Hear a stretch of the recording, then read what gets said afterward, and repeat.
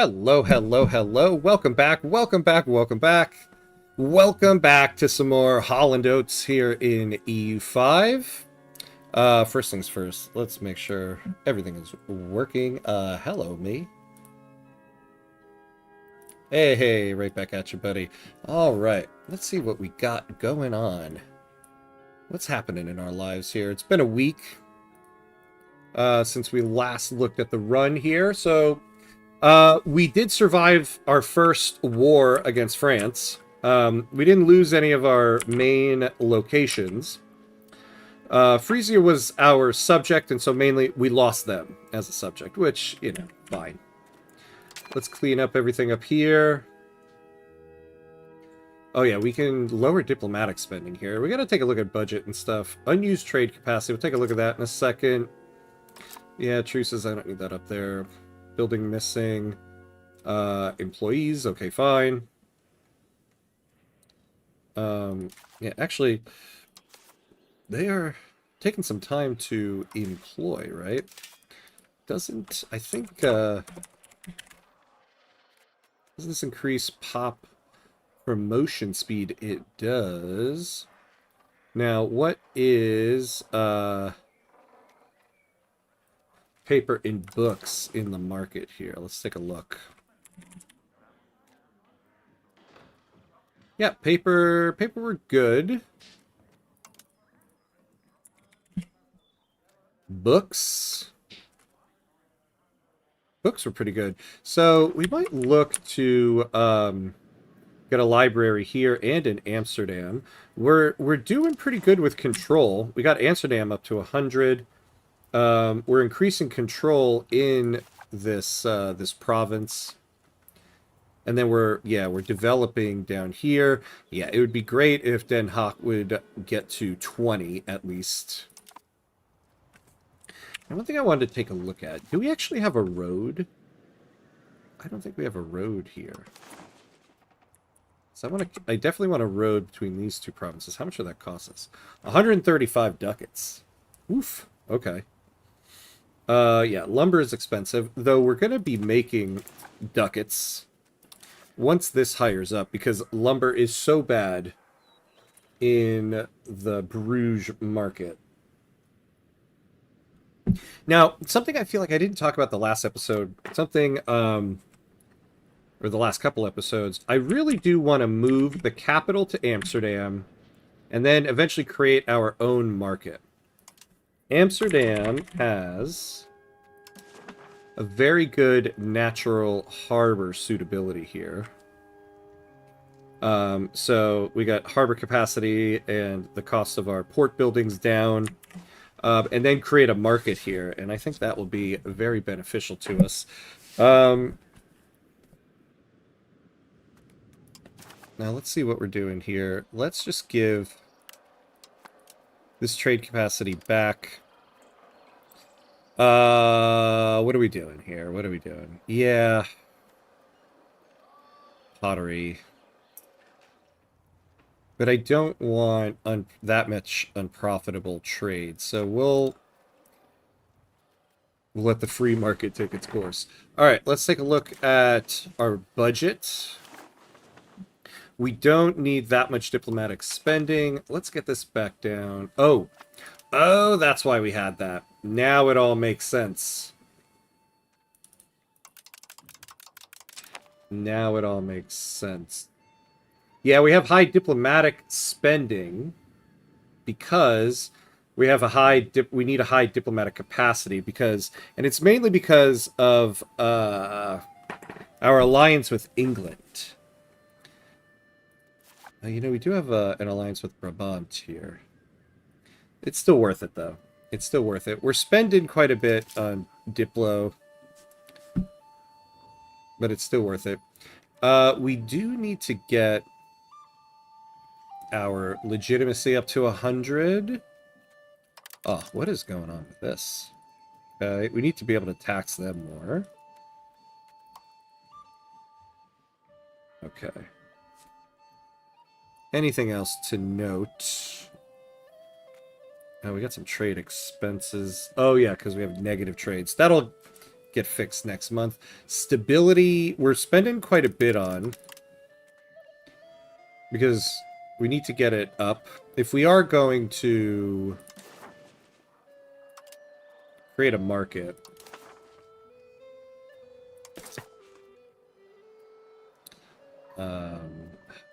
here we go, yeah. So it's going to cost us 259 ducats. Quite a bit there. If we wanted to move the capital,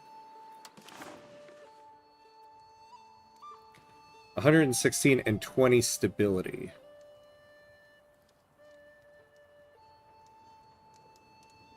So, but moving the capital is kind of secondary for us right now. All right, so we have Parliament action in session here. Oh, yeah, so we're going for support Mercantile Cabinet. So our leader will gain some stuff. But we, oh yeah, but we are getting plus 100 pop promotion speed while this is being debated, which is great for our lumber there.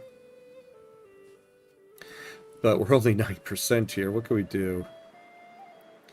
So we gain plus 1 war exhaustion. We change plus 5 to conciliatory. Yeah, I don't mind that. We'll take that.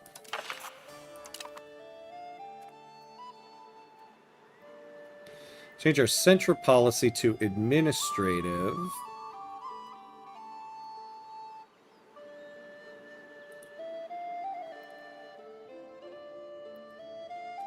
What's our current law?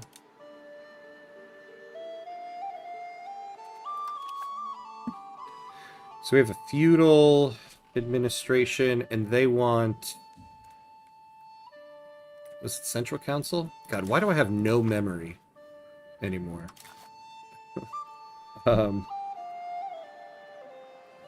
Yes, Central Council. So efficiency of our cabinet goes up. Progress towards centralization. Progress towards aristocracy. Don't mind that, actually.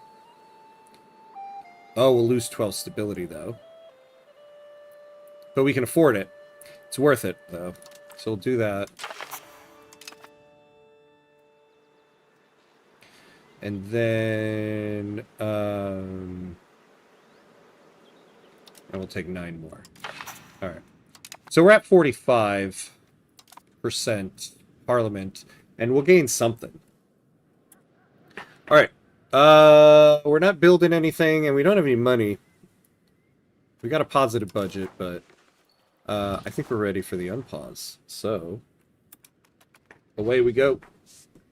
Away we go.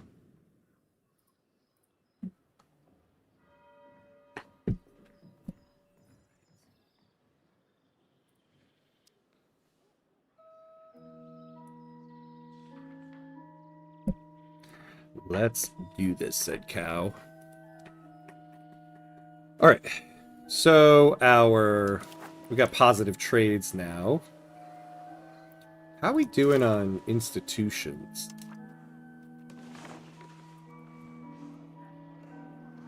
Oh! We can embrace professional armies if we just have the stab and the money. So, okay, that's good. Banking. Banking, we're not moving along. How is banking in the market capital? Let's take a look.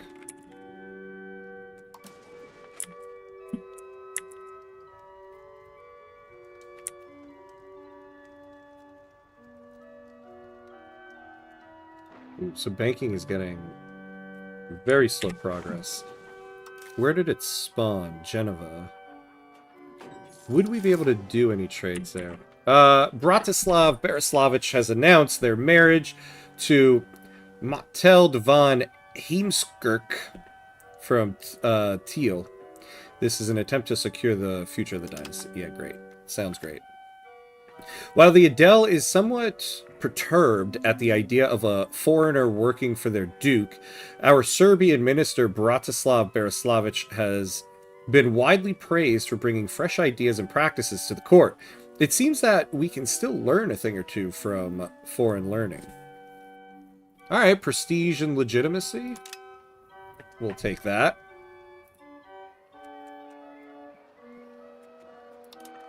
All right, so can we create any trades with Geneva here?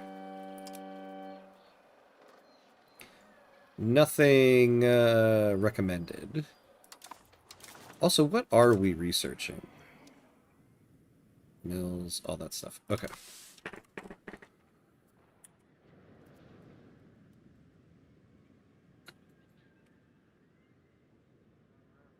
Ooh.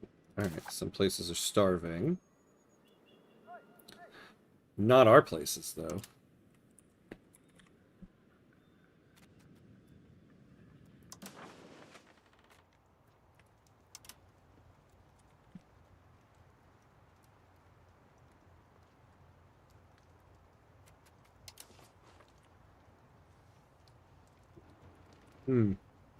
All right, but all of our locations, I think, yeah, have food stockpiled up. So we're good on that. All right. But yeah, so we're going to move along to hopefully get professional army. We do need to get our income up.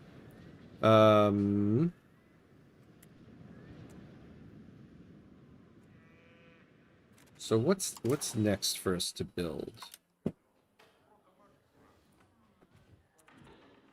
Let's see. Fine cloth is cheap in this market. What is the market missing? Fruit would be pretty profitable here. Hey, Defloon, hello. How are you? I know it's not the game being streamed, but thanks for your videos for Vicky 3. Finally figured out how to play the game. Oh, no problem. I appreciate that. Thank you for watching them. I'm glad they're helpful, and thank you for stopping in to say so. I really appreciate that. Lots of mistakes still, but learning a ton. Hey, you always make those mistakes. Half the time, the tutorial videos I make are because I'm like, damn it, I made a mistake in this issue. Let me do a deep dive into this and figure it out. So, yeah. But yeah, thanks for stopping in. Thanks for watching the stream. Thanks for watching the videos. It's always very motivating when people come in and say that, which is helpful. Because video editing is a time suck. So thank you. Oh, hey, LaPlace. Hello. How you doing? I'm currently much better than yesterday, still coughing. Oh, man. Glad to hear it, my friend. Glad you are on the mend. Man, I know how you feel. I think I mentioned this on Tuesday. I think I ruptured my eardrum. And it is just, it's killing me. It's oofing me. But I'm soldiering through. Hey, Telos, hello. How's the run going? Pretty good. I mean, we're off to a decent start. I wouldn't say we're doing poorly. I wouldn't say we're doing masterfully. I'd say we are a C+ run right now. But, I mean, one of the biggest issues with a Holland run is that early in the run, you're always going to get attacked by either England or France. We got attacked by France, and we survived it. We didn't lose any main locations, so I'd say all in all, we're doing pretty good. We can embrace professional armies once we get the stability for it, and the money. So that's good. Rupture. Ooh, do you even have healthcare for that kind of treatment? Yeah, I do. Yeah, I mean, I have health insurance, so luckily. Although, even when you have health insurance, it's just like a runaround. I wanted to edit videos this morning, but I had to go find like an ENT doctor to go to. And it took all morning, and I still don't really have an appointment. So I have the coverage, but it's just a logistical nightmare trying to get appointments for stuff. Nice. Any coalition action against France? Not really. No, there hasn't really been a coalition come up. I got attacked because of our. Where is it? Yeah, the Hollandish Haynatian Union. I actually was thinking about dissolving this at the beginning of the run, and then when we started the run, I forgot. But now I'll pretty much just keep it.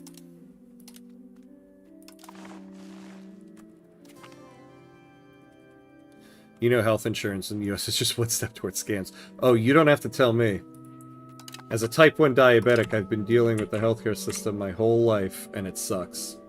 Nothing pisses me off more than the US healthcare system. Ah, here we go. Now we got this. Ooh. All right. We got 87% spread. Now, I don't want to go into negative stability, so we are going to wait until we get to 8.86. And this will keep going down as it spreads a little bit more. So we'll get there very soon. Now, I would really like to get banking next. We really have to work on that. Problem is, the spread of banking to our market capital is going ever so slowly. And that's just spreading it there, not even to us. So Geneva has it. Does anybody else have it? Like, what is it in the Paris market? Alright, Paris is halfway there, so they can almost get it. Not trying to offend anyone, but you guys literally cheering the death of health insurance CEO last year. I mean, it's a statement of how much people hate health insurance companies.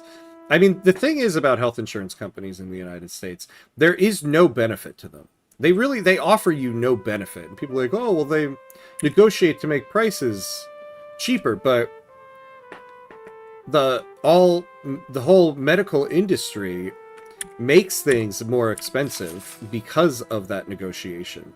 So it forces you to have the health insurance company. So in the end, oh my god, we lost. Oh, damn it, our parliament failed, so we lost stability.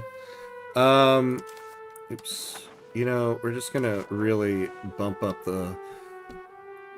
We're gonna turn the stability up to 11.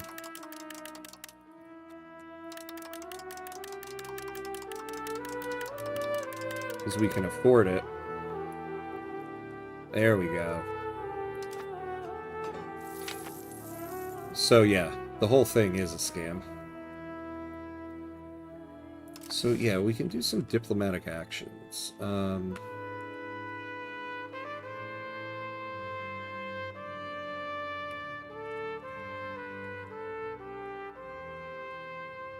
Parliament failed. That sounds closer to home for you, Ham. No, it doesn't, because I wish we had a parliament. We don't. We have a Congress, and they do nothing. Congress failing is just on par for the course.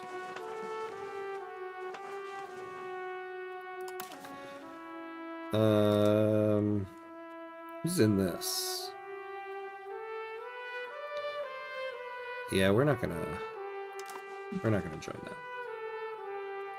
So we need fruit. Fruit would be profitable, so... Oh, actually, yeah, not as profitable as one would hope. But it is a good that we could use. Yeah, look at that. Why would this be so expensive? Oh, because of the lumber. Yeah, but we're not gonna spend the money. Well, it is only going to take us 8 ducats, so we can assume we have 8 ducats here. I would like, though, to build a library.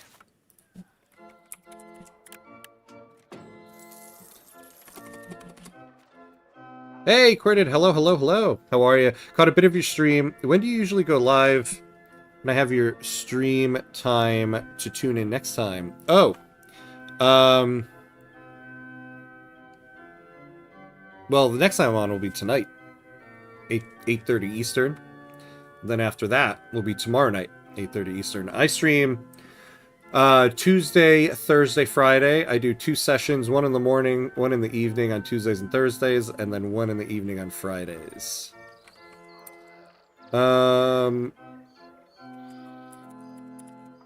Yeah, so I would like to get a library going to get that pop promotion speed. So 37 ducats here.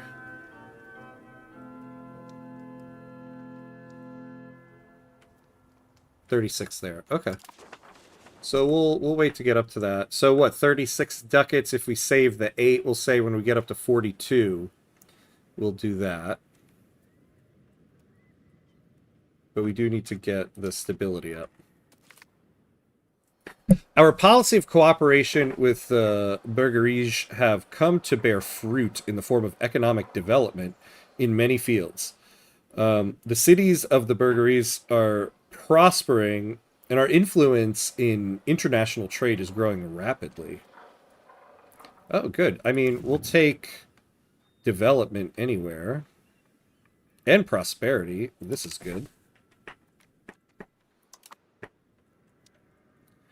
Hey, Joe, what's up? What's up? Government sucks, especially when you have, yeah, a right who will cut it and lower pay. Not Congress, just Republicans. This is true. This is true. It's not a both sides issue right now. Yeah, excellent, excellent point, my friend. How you doing? When I didn't see on the Victoria 3 stream, I was like, oh, I wonder where Joe is. And then I remembered you're knee deep in childcare. I hope all is going well, my friend. Hope all is going well. Good to see you. Health insurance is... Oh, wait. Hello, TC Armored. Hello, hello. Health insurance is a scam. Yep. They caused a procedure that would cost less than $100 to be over $1,000. Yes, because of the rates they negotiated and passed me to be deductible. I am so sorry. It's a story we hear way too often here in the U.S. and something's got to change. But on a positive note, we got professional armies. Unrelated.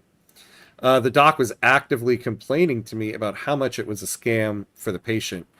I was like, well, can I negotiate? And he said no. Yeah, I know. I mean, here's the thing I think that is one of the worst things about our system is that people in the US who try to praise our system will always be like, well, we're trying to give people choice to make healthcare decisions with just them and their doctor. And I'm like, my whole life, I've never made a healthcare decision with my doctor.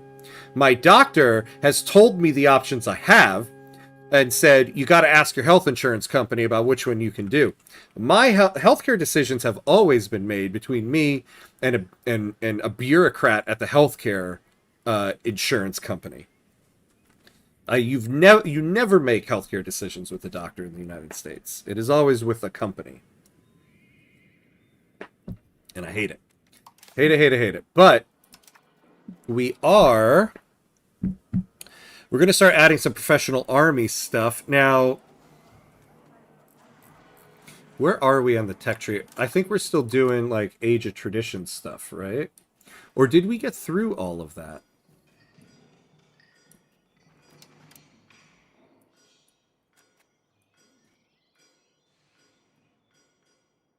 Wait, that's number 3. Where's... God, the tech tree I find so... Okay. So we're researching mills.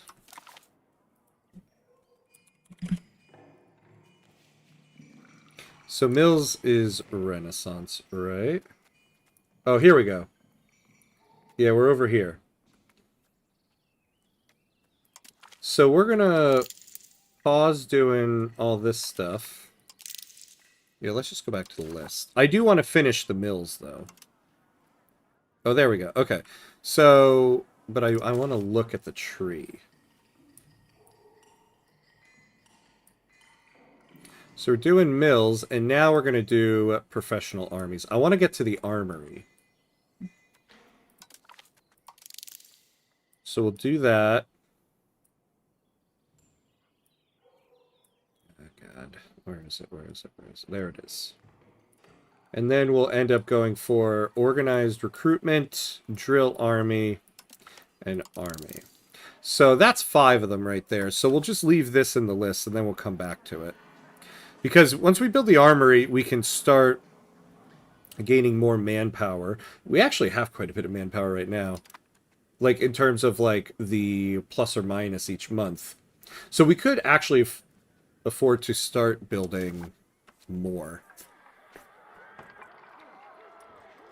Kind of surprised our hospital rated good by American content creator that her husband works here. My reaction, it had just, so it's good. I mean, most of the world's healthcare are better than ours. If we're braiding things compared to the U.S. healthcare system, the bar is very low. Hey, 099 Mustang. Hello, hello. How are you? I just bought the game with the company DLC. There's a lot to learn, and I don't know where to start. What do you recommend? What mechanic to learn first? I'm overwhelmed. Oh, wait. The company DLC. Are you talking about Victoria 3? Because there's no DLC yet for this game. So yeah, just to confirm, you're talking about Vicky 3, right? Like a third-tier private hospital is luxurious. That thing's still poop compared to Nanyang Hospital in Singapore. Yeah. Yeah, Victoria 3. Okay. What mechanic to learn first? I'm overwhelmed. I would say the first mechanic to learn in Victoria 3 is the construction loop. Once you've got the construction loop down, then you can really start building your economy, and everything kind of goes from there. I have a tutorial video specifically about the construction loop. If you look at my YouTube page there. So I would start with that. After the construction loop, I would then look at, I have a video about trade centers and trade routes.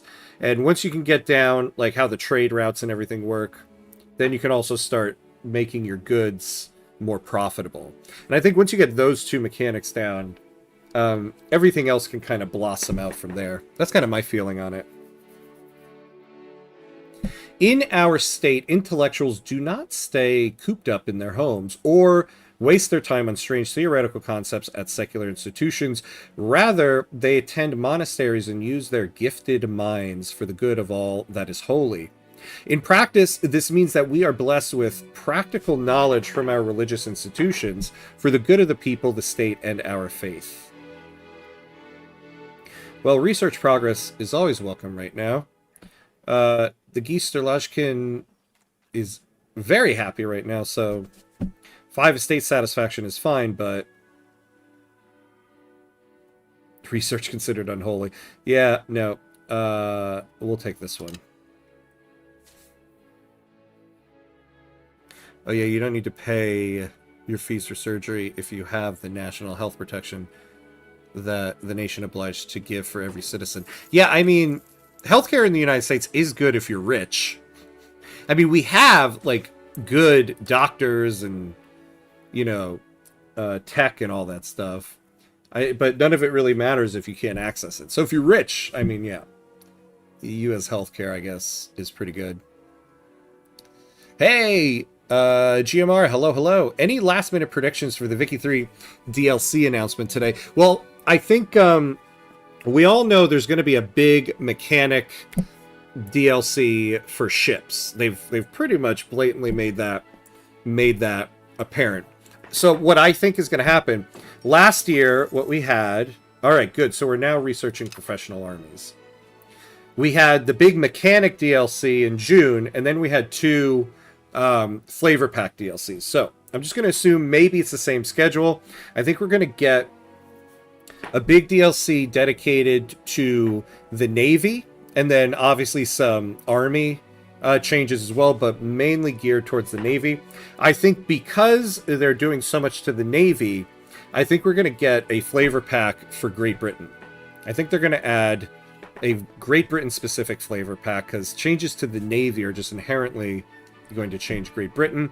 And I think in a Great Britain flavor pack, we're going to get much more flavor associated with like the Cape Colony, maybe Australia as well, like all of the British subjects in the game. I think that's kind of that'll be my prediction.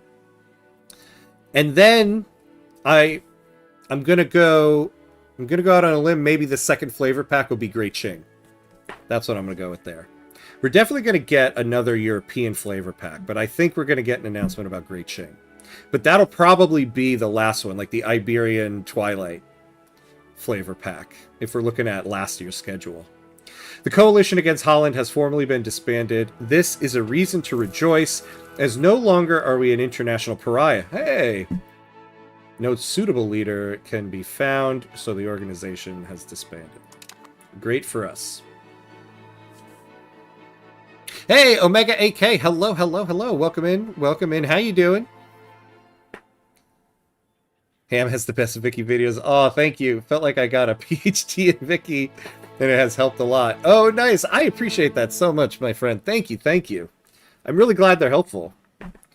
Man, I should start saying that.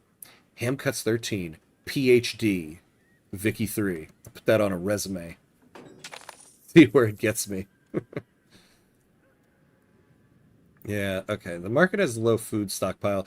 You know, we could use also a granary or two. Oh, we have plenty of money, by the way. So, the original plan here...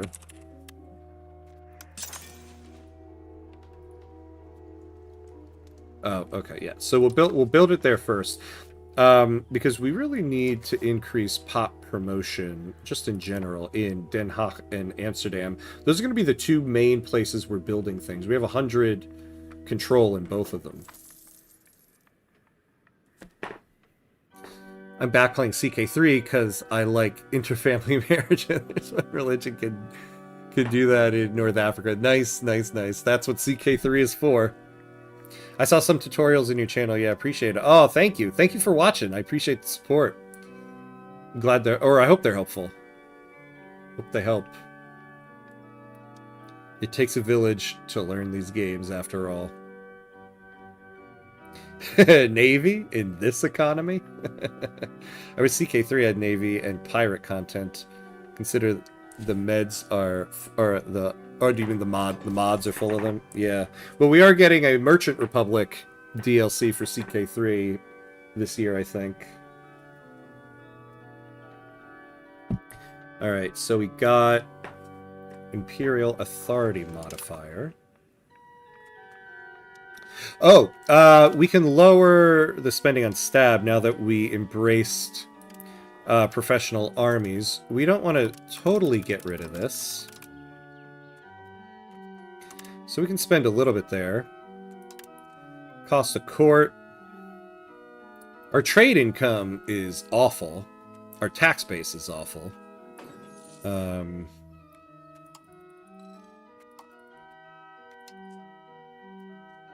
So... we can lower... I don't want to lower Navy maintenance, though, because... we need to increase our maritime presence in our market capital here. In fact, we could use some more ships, but I really need to increase the tax base here. Or the economic base, I guess, as it's called now. Oh, not meds, but med the Mediterranean. Oh, sorry. I gotcha. Gotcha. Oh, I see what you mean now. Yeah. I was CK3 have Navy... and pirate content since the Mediterranean are full of them. Yeah. That's a good point. Also, the big lake in Netherlands, you see that's the part of modern reclamation land they gained after 100 years. Oh, interesting. Okay. The Holy Roman Emperor Albrecht II the Wise von Habsburg. What a title. Holy Roman Emperor Albrecht II the Wise von Habsburg. I need a title like that. The... unholy American streamer Ham Cuts the 13th. The of average intelligence Von Ham. That's going to be my title from now on. Has passed away recently. Oh, but not me. This guy. Now the prince electors and archbishop electors are convening in the electoral college, who shall ascend next to the imperial throne. Excellent. Alright. Now, I would like to build a library here as well, but I mean, the library is not going to make us money. I'll get that 164 days. So, what kind of things can we build here?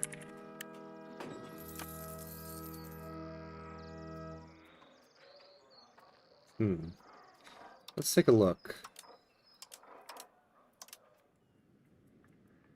Well, lumber mill, but we can't build anymore. Oh! Oh, we can get another lumber mill in Den Haag. Okay. We're going to do that next then. Because we absolutely need lumber.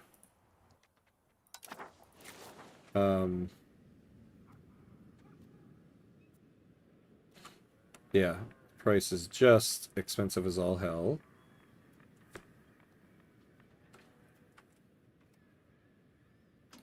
So import... Yeah, burgers are importing 2.59. Floris von Avesnes has reached the age of 16, and he is our ruler's son and courtier in the Duchy of Holland. We are throwing him a party, and then he can get to work. So the idea here is, I want to... Now that we're embracing professional army, I want to get a little bit more of a standing army, get a decent army going. And first, we want to go for Utrecht here. Are we considering them a rival?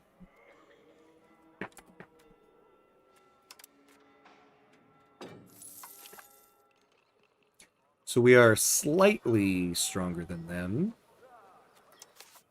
So yeah, we don't have a Casus Belli. You know, we could kind of just go to war with them now. I mean, well, not now, but like, once we get a Casus Belli on them.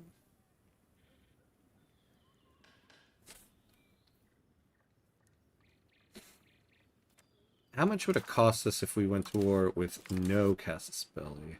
Yeah, 59 stability. The privileges of the Adel have been under continuous assault as Duke Willem IV von Avesnes has attempted to centralize more and more control. The Adel have finally lost their patience and are demanding that they are given back what they believe is rightfully theirs.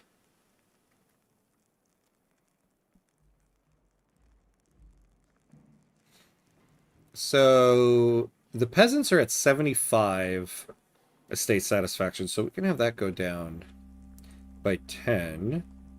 And the nobles will go back above 50. Oh, yeah, but if we don't, it'll go down by 20. Yeah, we'll just do this.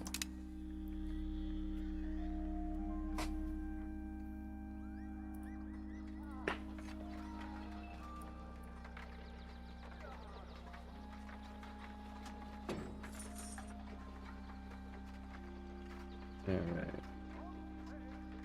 Oh, did my YouTube feed go out or something? I don't think so. Interesting.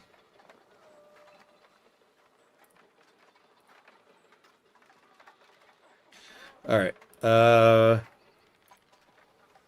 good, we're good. Okay, cool. So, yeah, so I want to take these guys so bad. First of all, we could use this sturdy grains and fruit RGO. It'd be very good in our market. The other thing... Oh, we lost our general.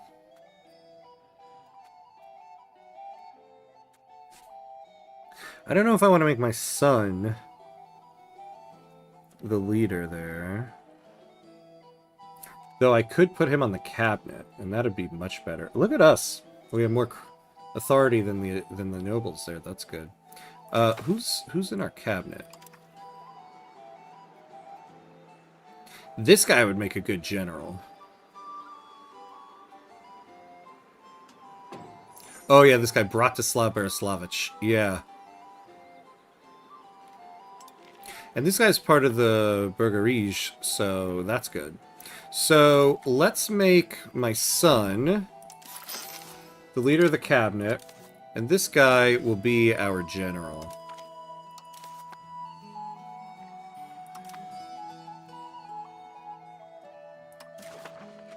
Oh yeah, let's get this guy a marriage. Maybe somebody here. Get ourselves a little bit of a claim there. It's our ruler's second cousin. Ooh, institution growth. Excellent. Yeah, we'll do this. So we'll get 1 prestige.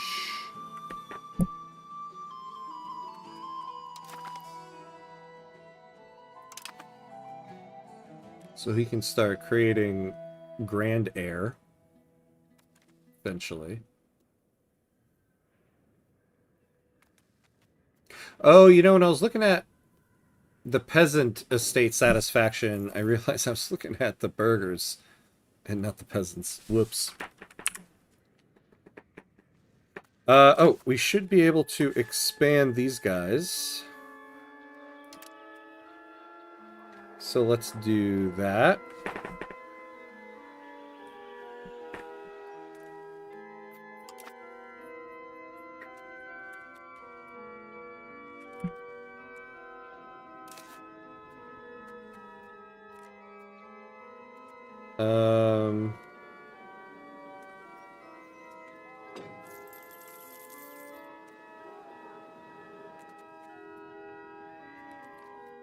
Where's our library?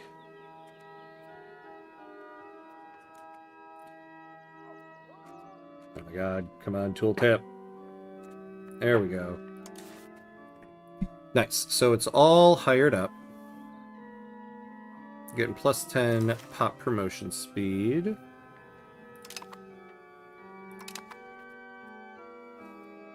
So now we're getting plus 26 there. Excellent.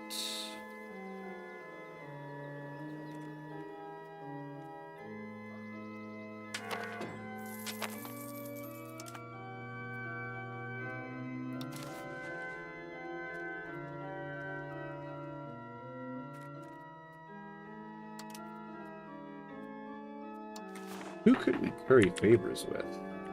Maybe England? Let's do it.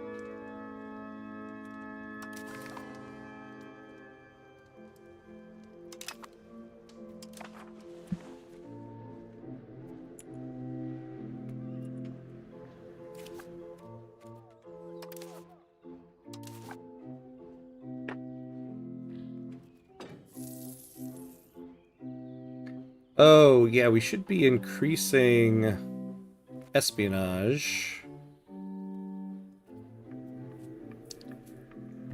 Although we still wouldn't be able to get that.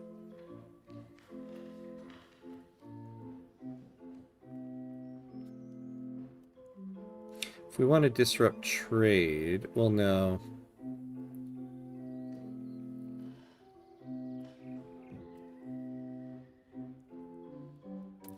Yeah, we could humiliate the rival. Oh, okay.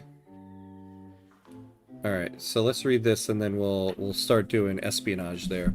It is no secret that guilds grow most when helped by the state, be it through funding, exclusivity deals, or special privileges.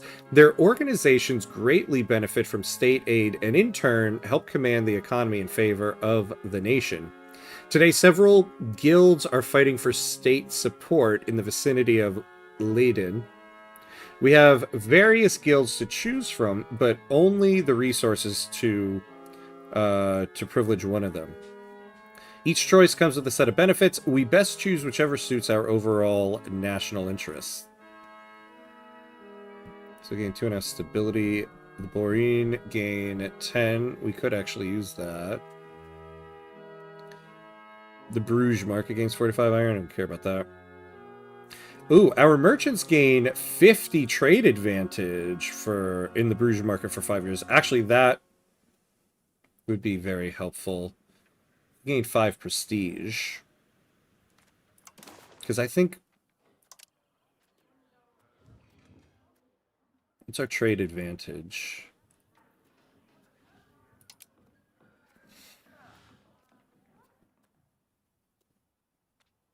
We would actually have the highest trade advantage in the market. Let's take that.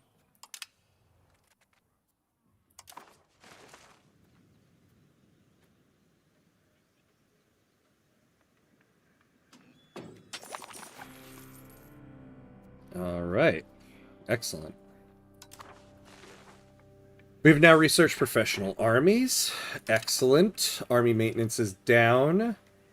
Now I would like to start building up... Oh, wait. So first.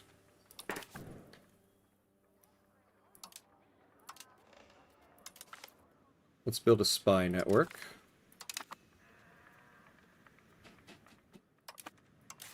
Now, I would like to recruit horsemen so that we can put them on our flanks.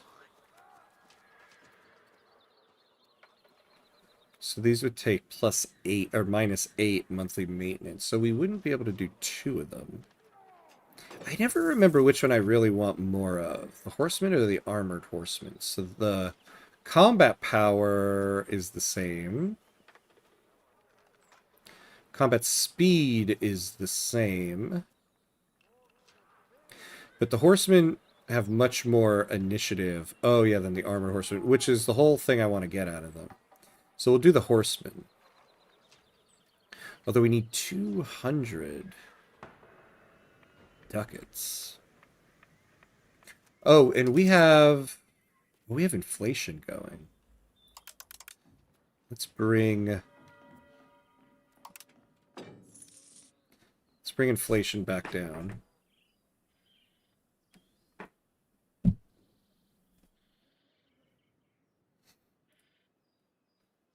All right.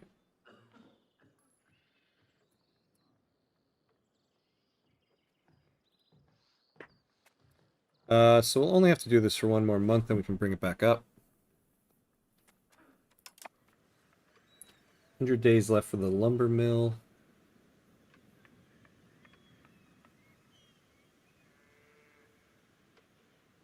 Yeah, I mean, damn, it really was banking. Oh yeah, we were going to look at if there's any trades we can do with the Paris market. Hey, Mauricio, what's up, what's up? How's the game going? Pretty good, pretty good. Off to a decent start for the episode so far.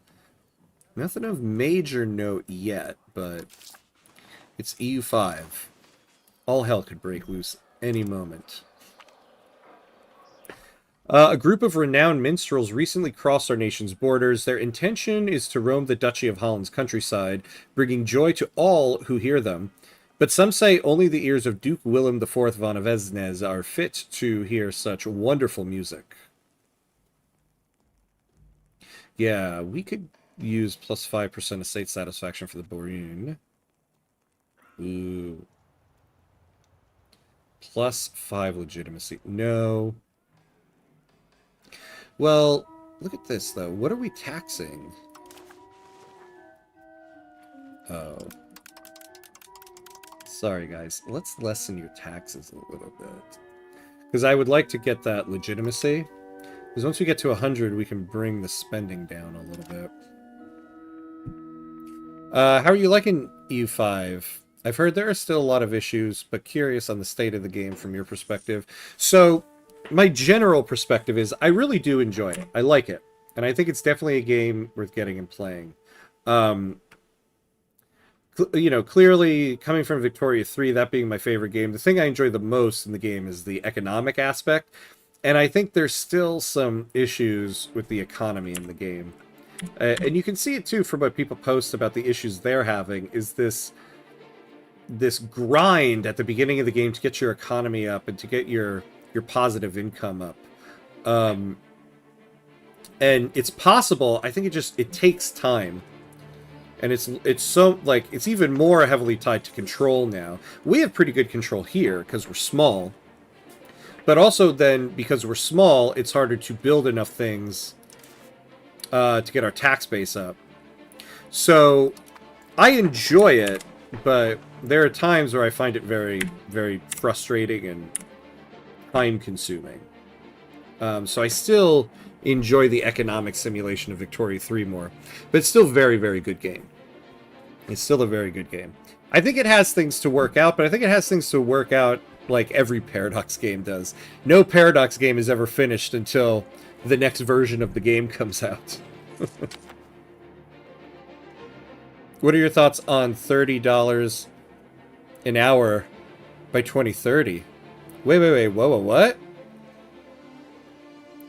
What is that about? I don't know about that.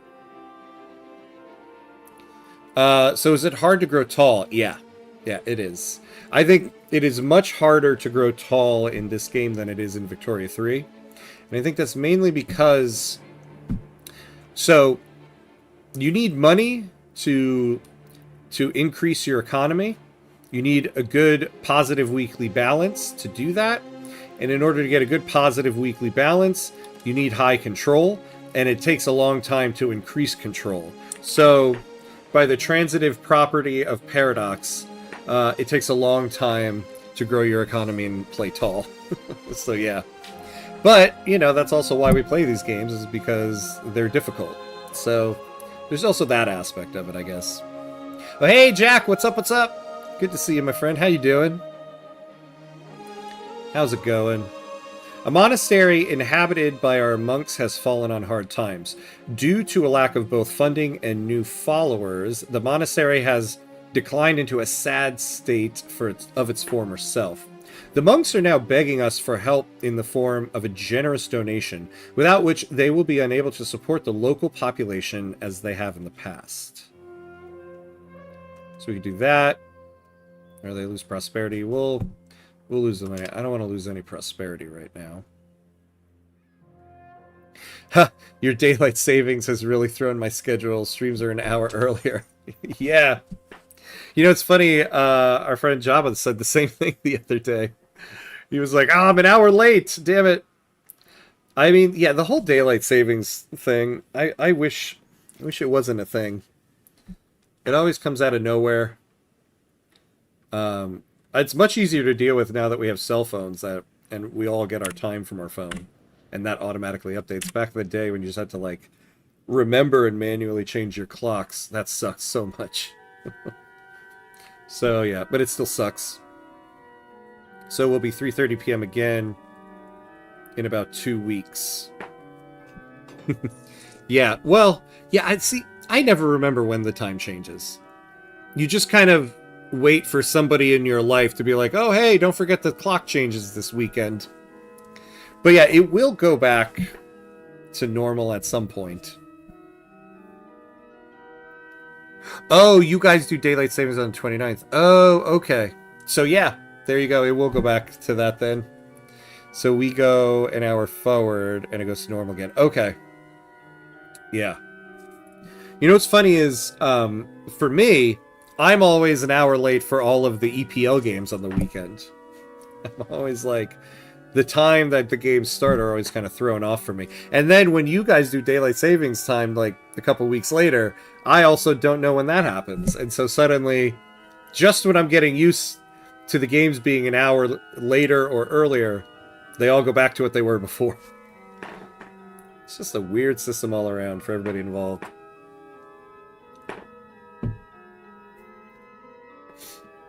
All right. So we got our next lumber mill here. So they got to hire up, but we'll get some more money from that. So how's Holland going? We're doing fine. Doing fine. As is predicted, it's just a slog through it. We did survive our first war with France, so that's good. We didn't lose any of our main locations. We lost Frisia as a subject, but, you know, that's fine.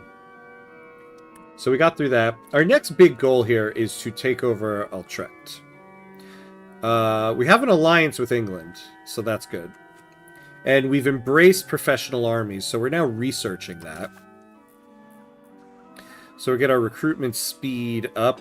And so once we get the armory and can build it, then we're going to look to start expanding our army. I really should be expanding the navy, actually, as we do this.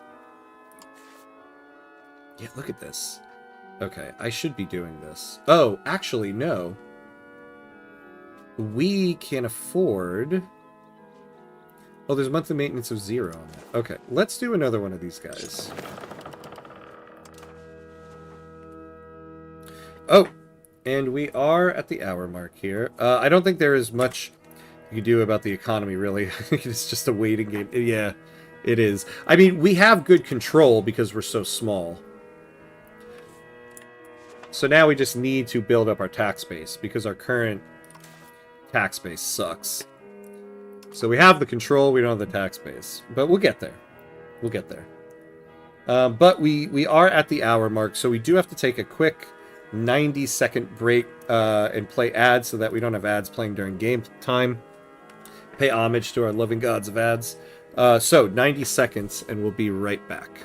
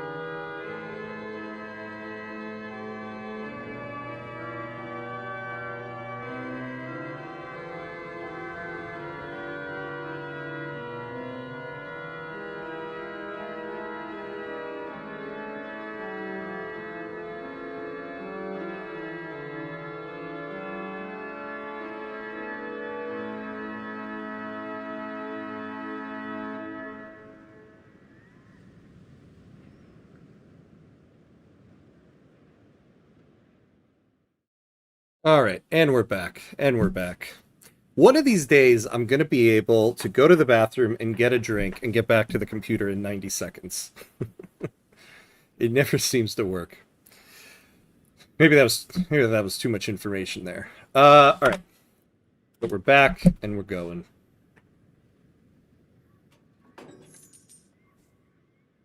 All right. So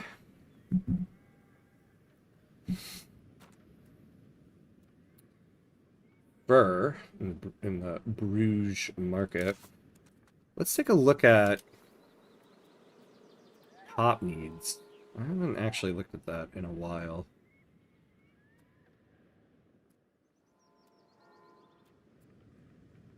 So they have 100% of their needs.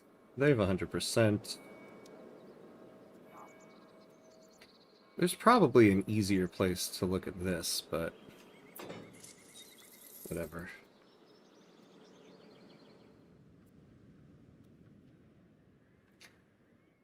Um, 100. Yeah, there's nobody that's really missing all that much. What about the peasants? We have no tribesmen, no slaves. All right, how about in Amsterdam?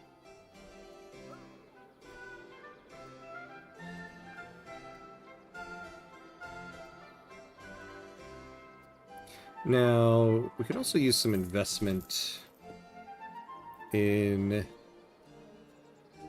our clerics for more research. Actually, so it occurred to me too, something I've kind of been neglecting is increasing our trade capacity. We need more market centers.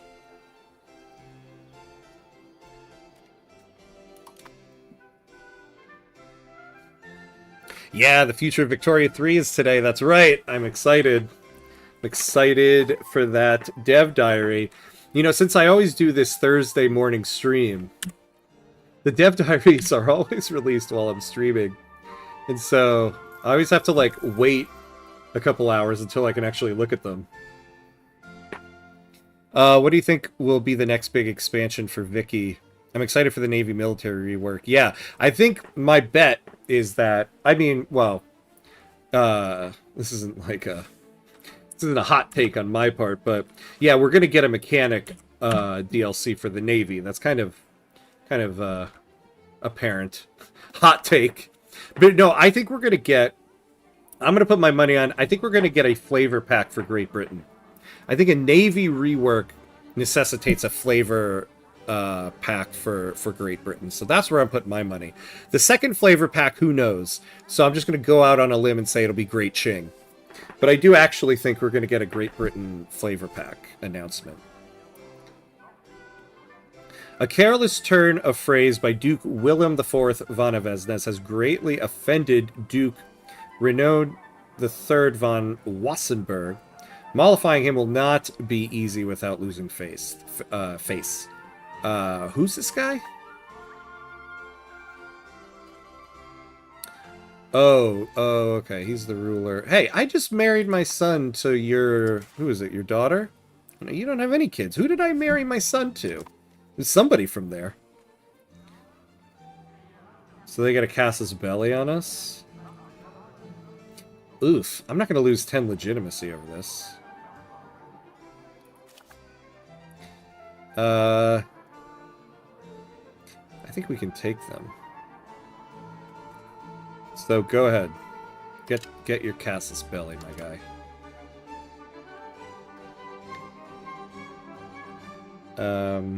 I hope we get good army changes as well. Yeah. I think the Navy rework will definitely have some army stuff attached to it. Joe, lukewarm take. Oh man. All right. Not a hot take. Here's my hot take. They said that they're going to have a mechanic update for ships. It's actually going to be spaceships. And so you're going to be able to do a space race in the Victorian era with the goal of getting a colony on the moon. And you'll be able to export that save into Stellaris. There's my hot take on the Victoria 3 announcement today. The Navy and the Army really need it. Yeah, they do. Especially Navy. They said that they want to make naval warfare distinctly different from land warfare in terms of the battles, which would be kind of interesting. Oh, that'd be cool, especially with the game being named after their namesake. Yeah, I know, right? This is kind of interesting. It's taken so long to get it. Trying to debate what my next big run will be. Plan to finish my Scandinavia run tonight. Oh, nice. The Scandinavia run is always fun.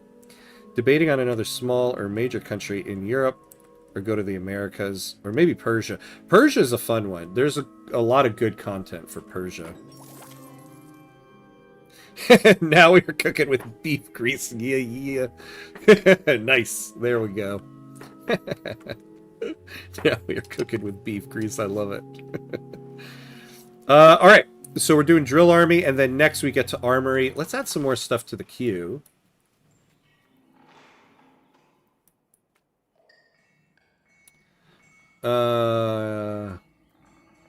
Do the Gunsmith. Oh, yeah. No, let's do Men-at-Arms and Crossbowmen so that we can get those guys. We'll get the Recruitment Law, and then we'll do Reinforcement Speed. And then we'll assess from there. I think they're going to implement some kind of EU5 inspired maritime presence. Oh, that would be cool, actually. Ooh. That would be cool. Give you something to do with your navies when you're not at war. Yeah. That's actually a really cool idea. With the death of our previous ruler, Duke Willem IV von Avesnes, Wait. Oh, boy.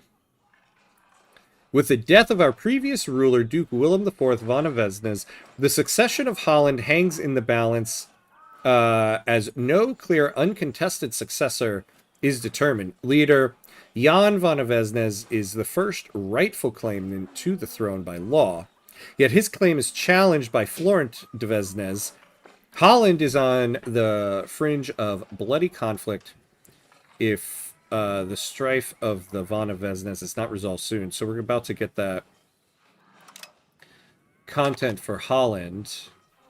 Yeah. News from the two successors has reached Holland. Neither leader Jan van Avesnes nor Florent de Avesnes, which one is? Oh yeah, intended to drop their claim on the Hollandish throne. At this point, a conflict between these two is inevitable. Yeah, so the Hook and Cod Wars is our next disaster event.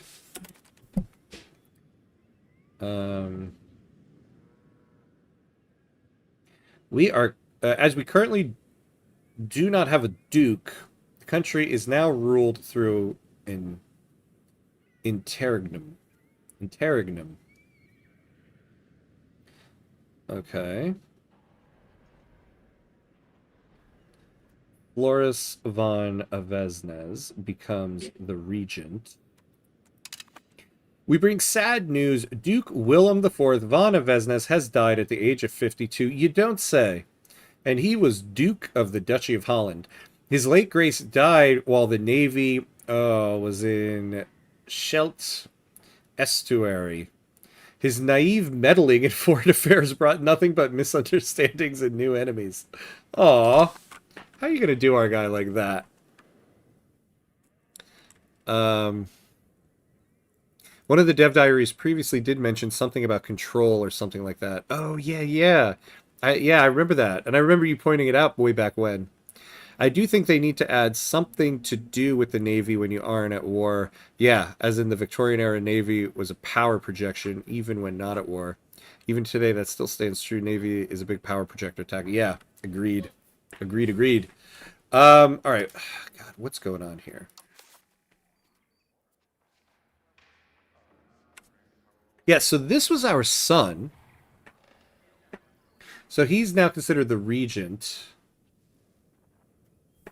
So wait, there should be something that pops up here. For the Hook and Cod Wars. Oh man, our diplomatic capacity went down by quite a bit.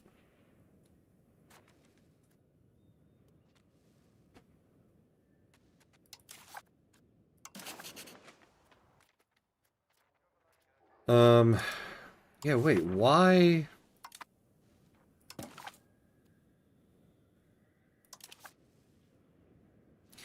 Yeah, in previous versions of the game, there was a Hook and Cod Wars thing up here. I guess maybe we have to wait for something else to pop up. Hearts of Iron style weapons consumption would be cool. Yeah, like you can stockpile weapons or need to build certain amounts to expand the army, and then the demand for expansion would inform the size of the arms industry needed. Yeah, I don't think they're going to have a stockpile mechanic. There was something in a dev diary where they mentioned they're giving a small stockpile to Civil Wars. Oh, here it is, the Hook and Cod Wars. And I had made a comment somewhere about like, ooh, we're getting stockpiles. And one of the community members actually had responded to it like, no, we're not. This is just a small thing for this. And they said like, it is in thoughts for the future, but not anytime soon. But something they have mentioned is that ships are no longer going to be like a commodity in the market, but actual units.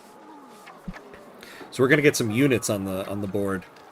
The succession of leader Jan van Avesnes to the throne is is a rightful one and according to all Hollandish laws.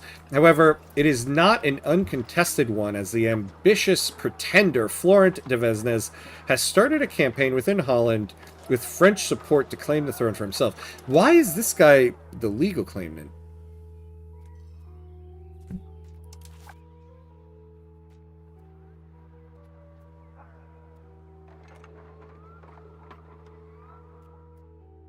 Oh, this guy's a bastard. That's why. So his mom was Annalise. Oh, you know, that kind of sucks. So I remember what happened now.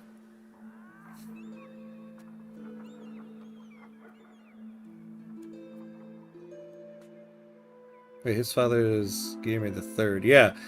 So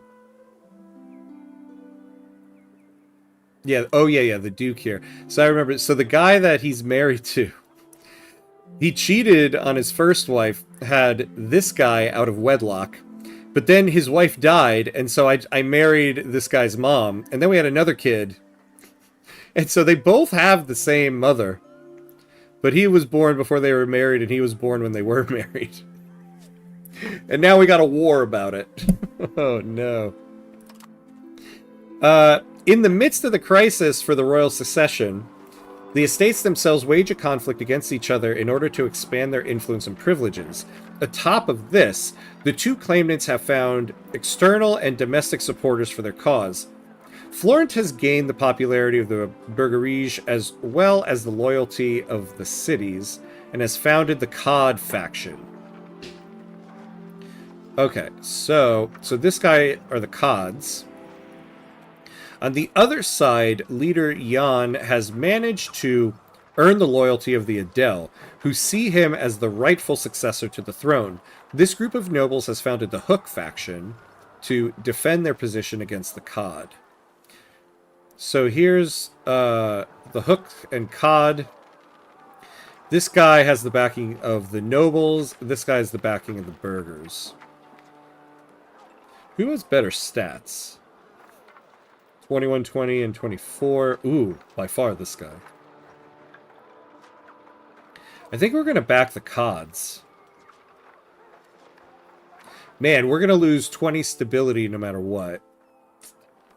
We will side with the Cods, favoring them above the other faction. We will gain extra bonuses if our favorite faction wins the overall conflict, while receiving extra penalties in case the enemy faction wins.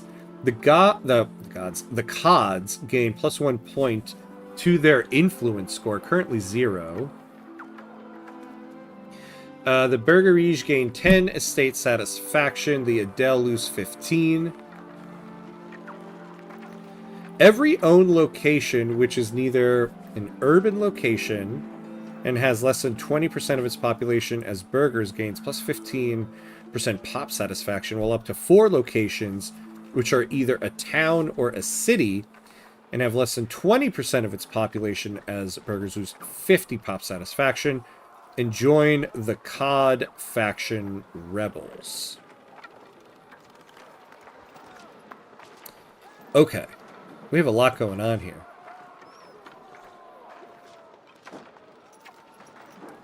Alright, so we're going to look at this. Let me catch up a chat, because we're going to look at this quite a bit.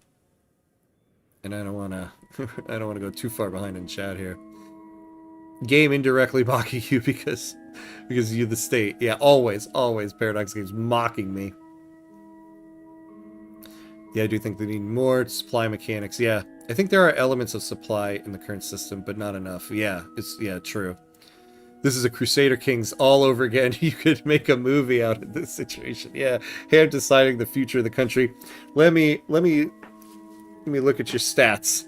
If only having infallible analysis of people's skills was that easy. Seriously. If only we could see people's true stats. So, let's see here. If we side with the Cods, every owned location which is neither an urban location and has less than 20% of its population as burghers gains 15 pop satisfaction. Up to 4 locations, which are either a town or a city, and have less than 20% of its population's burgers. So, let's take a look at Den Haag in Amsterdam. So they have less than 20% burgers. And they do as well. They both have very low amount of nobles. So if we sided with the hooks...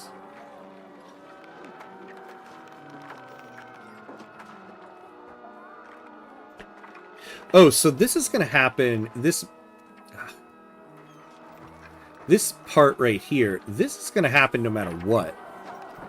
And so, no matter what, we're going to get plus 50% pop satisfaction. And the burgers lose 50% pop satisfaction and join the COD. So a lot of people are going to join the COD faction.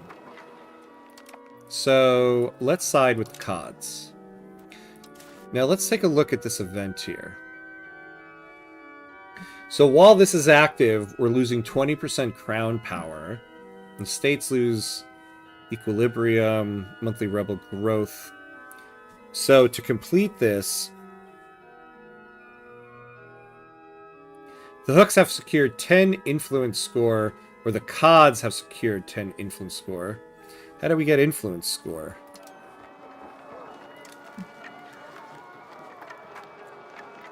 Oh. So France backs the CODs. Hold on. Each month, it's 20% that an event relevant to this disaster may occur. So I imagine we're going to get events that'll give us this score. We're going to be in a regency, though, until this ends. Alright. So we kind of just have to, like, wait it out. Do you build a lot of road networks to expand control early game to build out the economy, since more control equals more money? You should, yeah. I just haven't had the money to do it here. But, like, I have an offline run with England going, and I built some roads up to York, because York starts off as a city and has a bunch of buildings. So if I could increase the control in York, I can get a lot more tax base from these buildings, as an example. So I built some roads this way. Portsmouth has a great, I think 100% natural harbor suitability. So I have a road going there, and I'm trying to increase control here. So it is a good thing to do. We haven't done it here, though, because lumber just sucks so much in the Bruges market that... So you can see, just to build a road to the next location over is going to cost us 135. Although masonry... Oh, the price is going back down. See, masonry would be good because for us to build, because we have clay in this province. So if we built masonry in Den Haag, it would get plus 10 production efficiency. Yeah, which is getting plus 24 right here.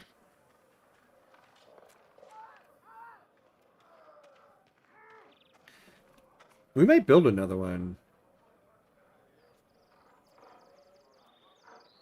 Just because.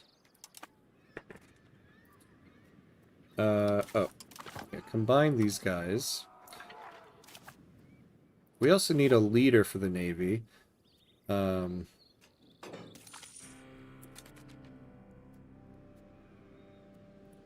Oh, plus 5 estate satisfaction equilibrium. I don't want him to really be in the Navy. Could we... He is on the cabinet. We could use another character.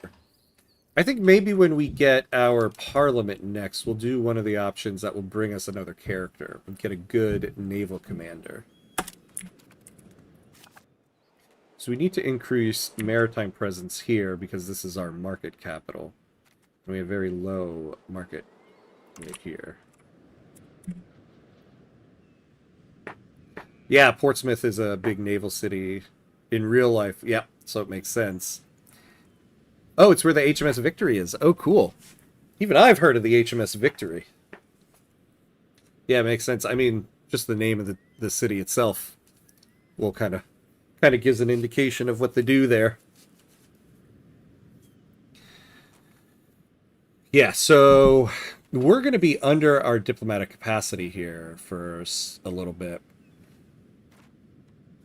But we started off with very high crown power, so even though we're below the Adele now, we're not that far off.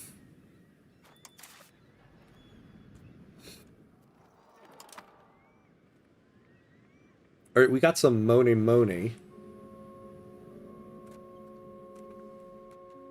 So what do we want to build? I guess Tailors Guilds. How are the Tailors Guilds doing? They are profitable. What is fine cloth in the market? Oh, no, we do want to build more markets.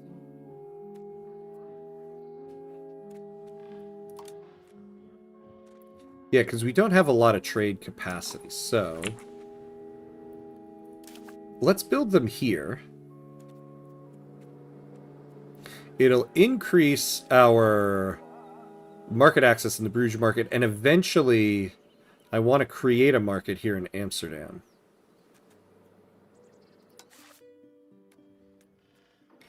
And this will cost us 39. Yeah, so let's do that. Anarchy and Horn. While the Adele battles for their preferred claimant, the rural settlement of Horn has fallen to complete anarchy. The Boreen refuse to pay their tribute to our side, reducing the resources our Adele possesses to win the wars. Asserting our authority would solve the issue, but the assured unrest of the peasants might become a threat to us. Yeah, so we want to do things that are going to give the CODs points. Oh, hello, hello. Hey, Raul, thank you for the raid. Thank you for the raid of 3, my friend. How are you? Good to see ya. How you doing? I think I saw before I went live you were playing some EU5, am I right? How to go? Who are you playing with? We are in the midst of the hook and cod wars here. Ah, with Wallachia, of course, of course. How was it going? How's your run going there? So we'll lose some peasant pop satisfaction. Yeah, whatever. We're gonna gain the +1 point here. And we'll deal with it. Well, it goes good. Nice, nice. Don't complain. Excellent. Excellent. Same here. Same here. We're doing okay. Doing fine. Could be better. Could be worse. But also could be better. Oh, you know, we do need to start building some more regulars. The problem is it takes so much money. One of the greatest and richest merchant families in the Duchy of Holland have decided to reward us for our just rule with a sizable donation.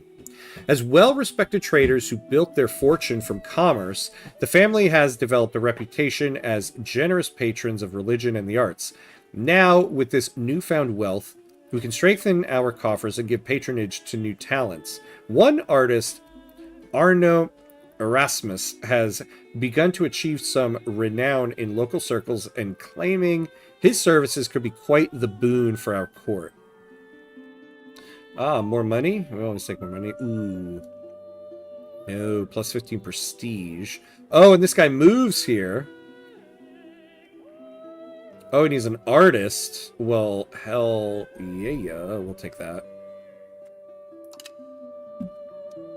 So we now have an artist, right? Push some migration. You have low base.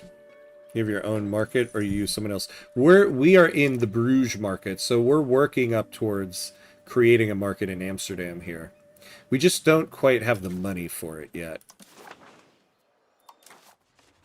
We would need 267 ducats, so eventually we'll do that.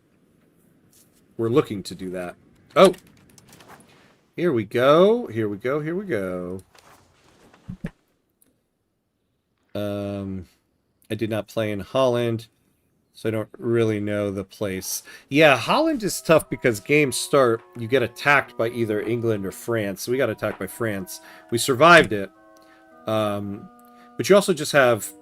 I think the hardest part about Holland is that the Bruges market sucks, especially for lumber. Especially for lumber. So you have high costs for some important stuff at the beginning of the game. So we'll get a character. It's not bad.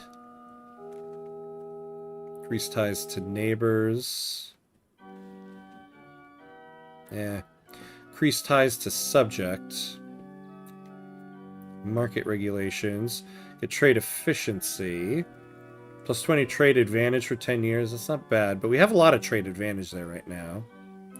Promote members of the burghers. A skilled member of the burghers will appear. Okay, maybe that.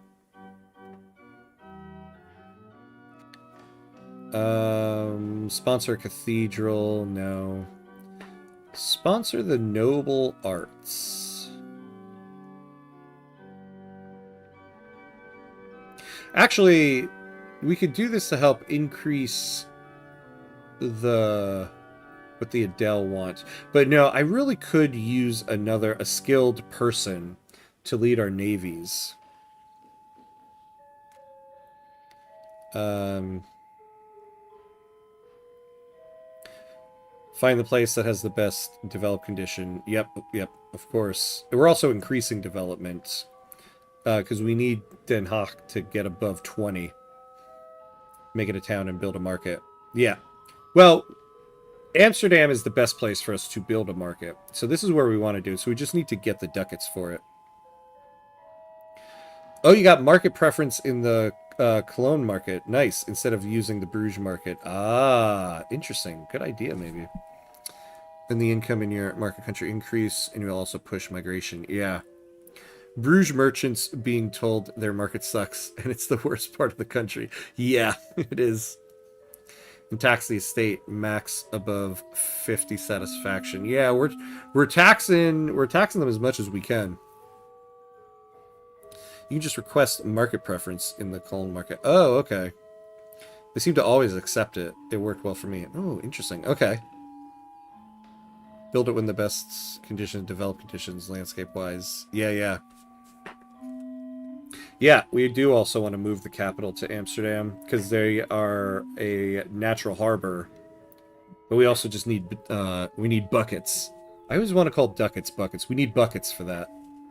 Alright, so we're going to promote a member of the burghers. Their satisfaction will go up, though they're pretty high satisfaction right now. But I do want that skilled member. So we'll take that.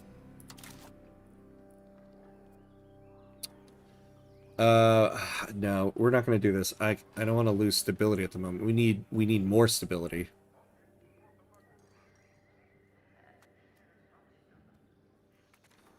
Oh, look at this. Ah, come on. Who are these guys? Oh, sure. Yeah, we'll decrease opinion of somebody over there. I could not care less about that right now, so we'll do that. It is going to make the Adele go down again,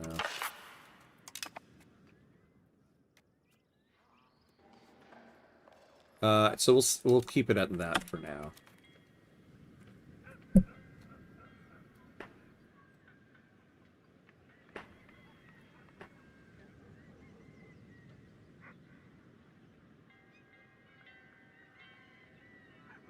What landscape does Amsterdam have? So everywhere I have are wetlands. It's oceanic grasslands. The only place I have that has woods is Den Haag. So this is the only place I can build lumber mills.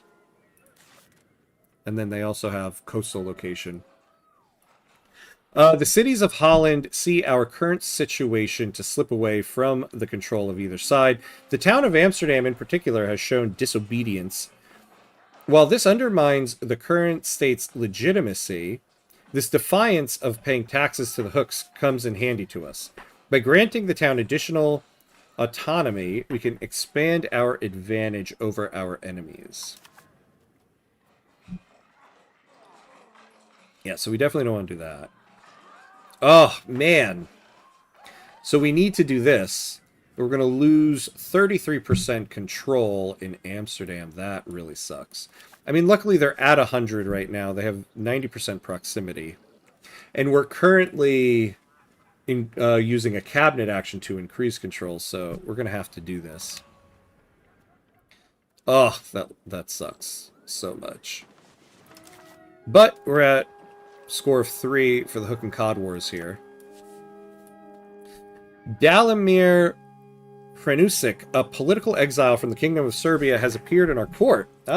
He's offering his services to the Hollandish monarchy in return for protection from the Serbian king, should we take him in. Excellent skills. And we'll gain 10 prestige. Okay. So we'll take him in. So a couple things we're going to do here.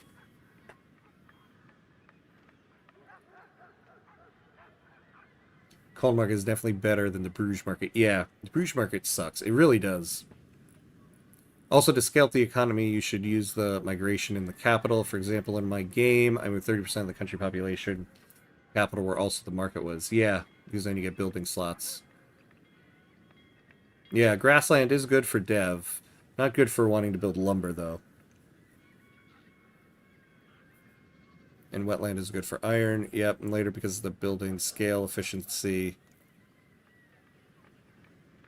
And give more iron RG. Yeah.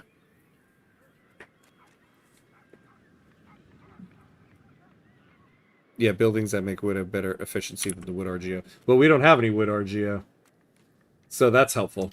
Alright, so now we can use our new Serbian friend here as the leader of our navy, which means we don't necessarily care about getting that burger person, which also means we can maybe use this to create a Casus Belli against Utrecht here.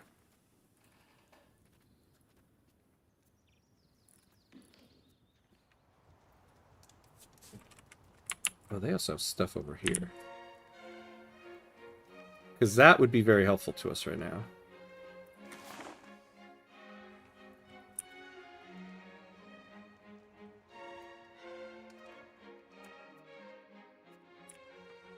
Oh, I see.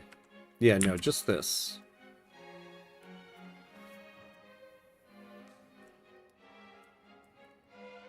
Yeah.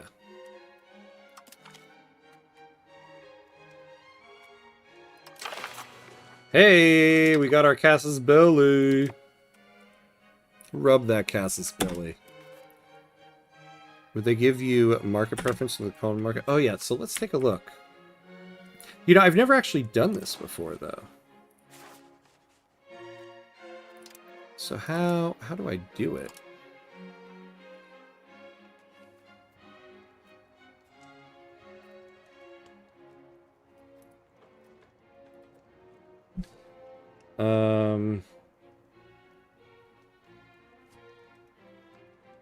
Oh, I have to find the... Okay. Oh my god. The German states. What a mess. Just zoom me in. Is that this? What is their flag even? Oh, here we go. What is this? Am I just an idiot? Oh, that's the city. Oh my god. Okay. Just show me the market. Who's the market leader? There we go. Then you go to diplomacy to find the request market preference. Ah, okay. Oh, I bet it's under economy actions.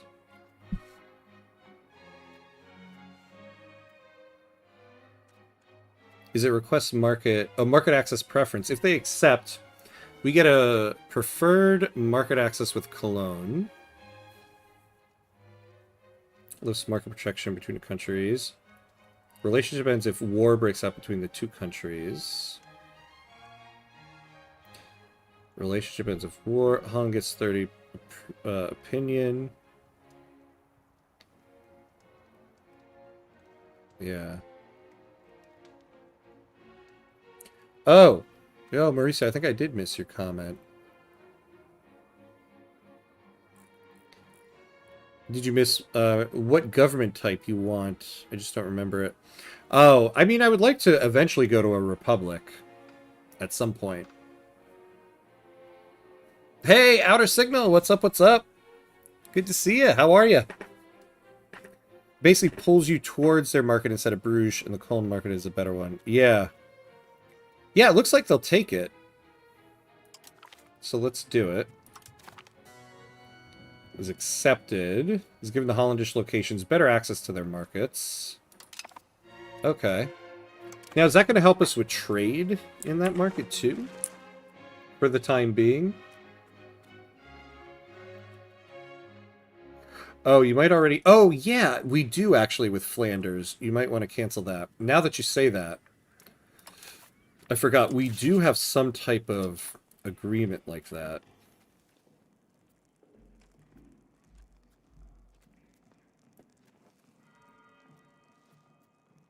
Oh, maybe we lost it. We did at one point.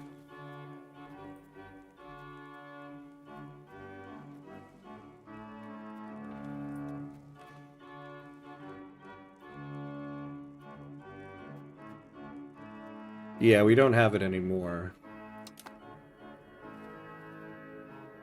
Moral support and lurking. Nice. I'm good, brother. How's you and the fam? We're good. We're good.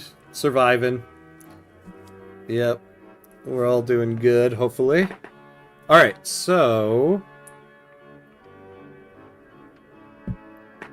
You remind... where are we here? Okay. So now we can go to war.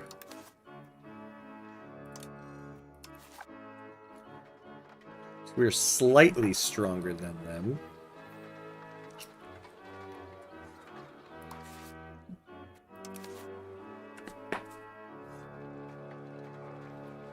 Oh, Ooh, okay, so England will accept the call to arms if you promise to give them land in the peace treaty. I wonder if I can give them this land. I don't care if they take that. What about Brabant? So Brabant won't join. But England might.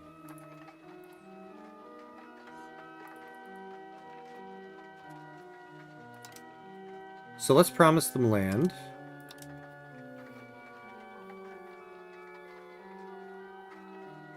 Oh, I would just fight it yourself. It's quite an easy war. You think so? I mean, it does say we're stronger. It does say we're stronger. So maybe I don't need them. If you want to give away land, just sell it for 200 plus gold and you will build the town market. Well, the only reason why I'd be giving away land is just to get them into the war. Yeah, I mean, it is predicting we're stronger than them. Alright, let's do it. As long as you don't let them ground up together, which the A is quite bad at, the war will be easy. Okay. Alright. You're my Czar of War, Jack. We're doing that then. So let's go to war here.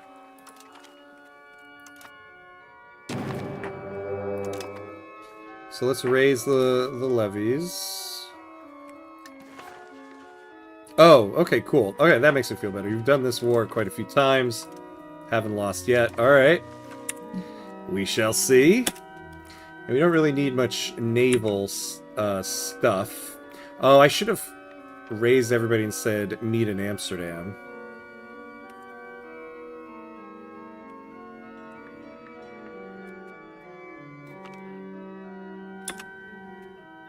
Dalimir Hranusik is thankful for being granted asylum in the Hollandish court. However, he has recently drawn attention to the fact that there are many other Serbian notables in his position. Men of great wisdom and influence, he insists. It could be useful to allow them to join our court should we wish to step up our opposition to Serbian ambitions. Yeah, we're gonna take that, sure.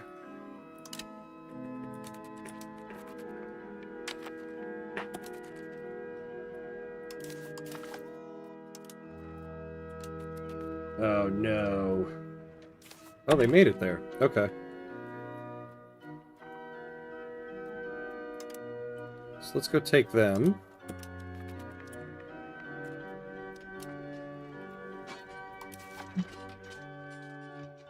So here we go.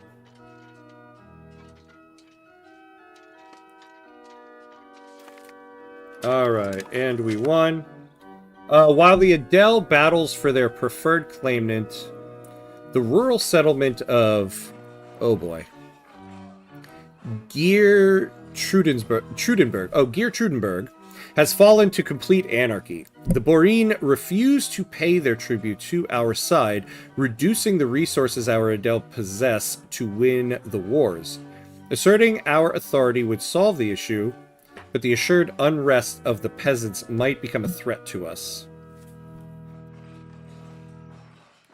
We don't want to give a point to the hooks.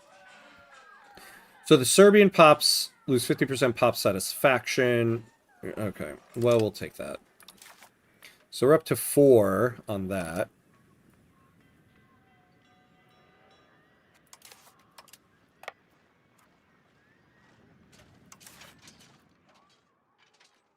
Kill off that 583 army, and the word's basically one. Yep, that's pretty much their entire army gone now. Yeah, these guys, and then those, and then we should be good. And then we'll just take the capital here.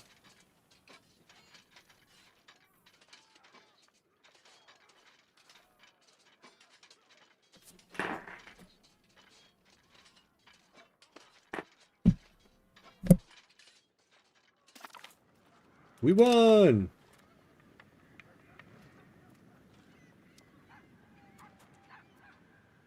Our pops need sugar. Ooh, you know, though... Okay, hold on. Well, we can keep going, but... I don't want to lose 7 stability if this fails.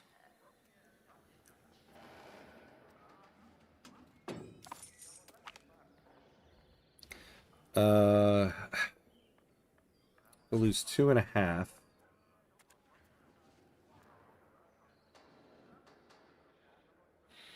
Yeah, I think we're just going to lose the 7. Stab. It seems that the Landag members of Rotterdam have finally realized how beneficial the currently debated proposal would be to them if it passed. Their support for our cause is most welcome.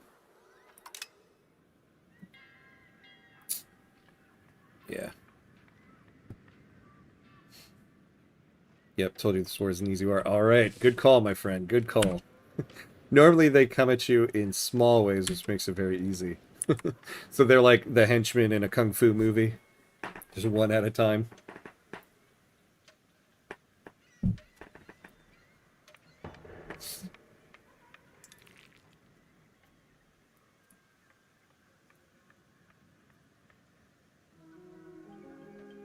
Alrighty, righty.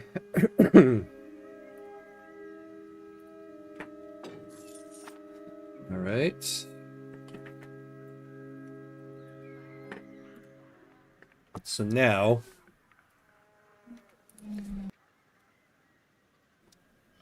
we, where'd it go? So now we just need to finish this siege. I wonder if we'll be able to take this land up here. Once we take these two, we'll move up here.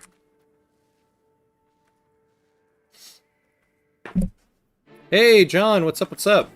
You should vassalize the country that you're at war with. Maybe. I mean, we can get very high control over here. We're going to keep these 2 lands. We might create vassals over here. It seems the last remnants of the plague have finally disappeared. Are those of us that survived the cursed or the blessed? We lost 46,000 pops. Rest in peace.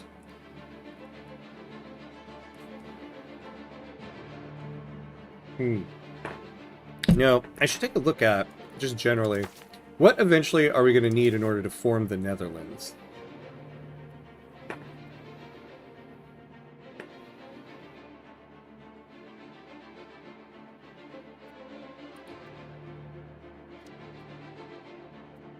Doesn't really tell us, actually.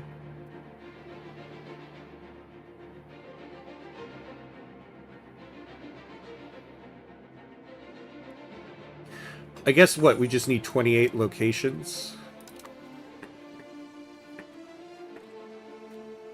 Now, does that include... Does that count? Include our subjects?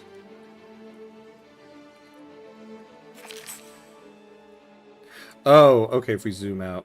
Yeah, okay, so we failed the land egg issue. Oh, there's too many icons. I see. Okay.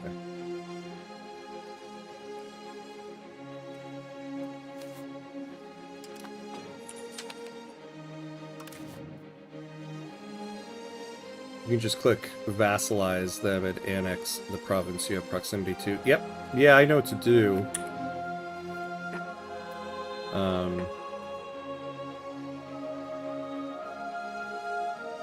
So yeah, that's probably what we're gonna do.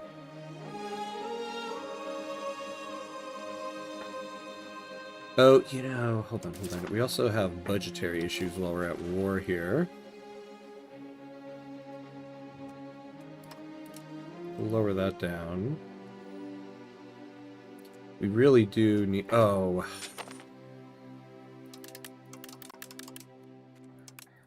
We can keep this level for right now.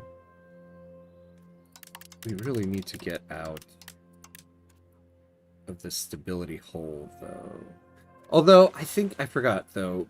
We're largely in the negative, I think because of the Hook and Cod War? No, not really.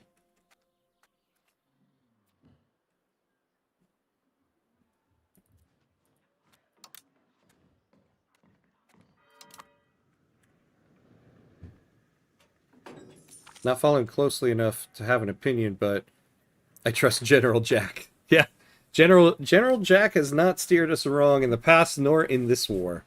It must be said. Good title, too. General Jack. While the Adel battles for their preferred claimant, the rural settlement of Alkmaar has fallen to complete anarchy. The Boreen refuse to pay their tribute to our side, reducing the resources our Adel possess to win the wars. Asserting our authority would solve the issue, but the assured unrest of the peasants might become a threat to us. Nope. Yeah, we're gonna have a lot of low pop satisfaction. But we are halfway to ending the Hook and Cod Wars here.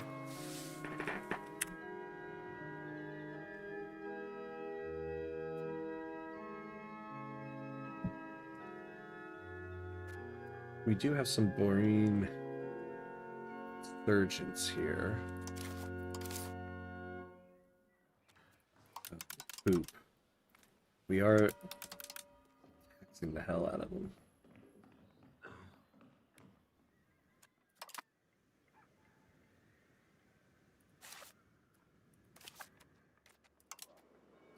Oh yeah, look at that. Alright, control in Amsterdam's going right back up at a good pace. So, okay, so we now unlock Drill Army. A unit ability. I don't really know what that is.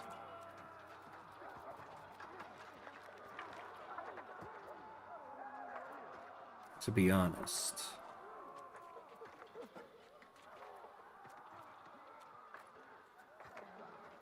Like...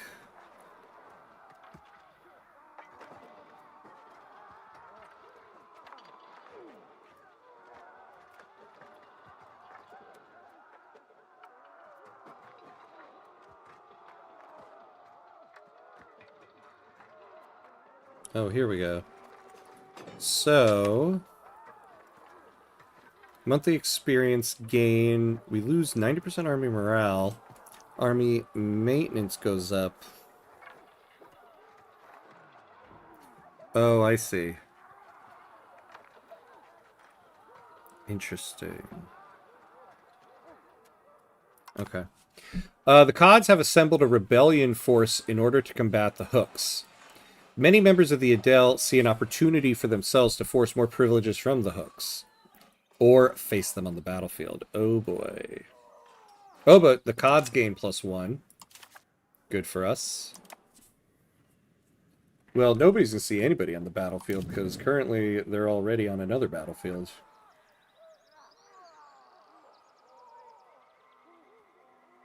You should build a SEP. You should build a sergeantry if you don't have one. No, we do. We had one a long time ago.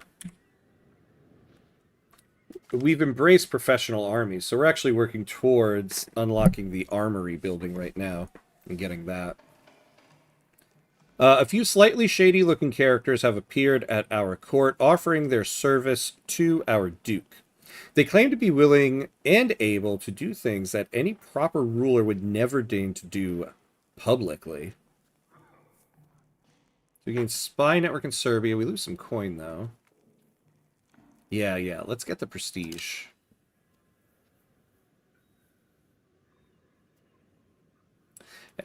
And so, we're only 4 points away from getting Jon Snow over here on the Holland throne.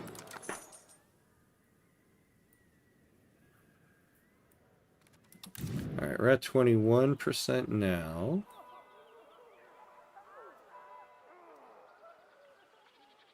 So now, every siege phase is going to increase. So that's good.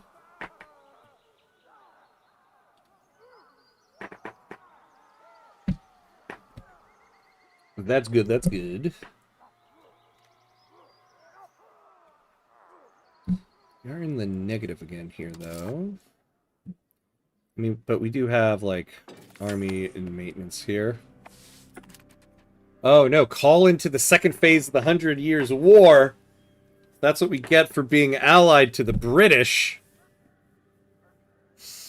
Oh, no.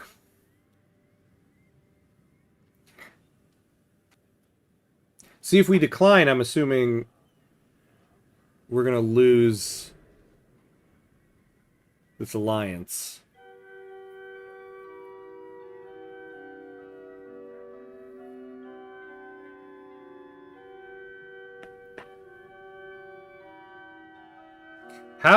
What is England's, oh, nice. What is England's strength compared to France? What? I certainly hope you guys can have a larger army than that. Oh. They have, like, nothing.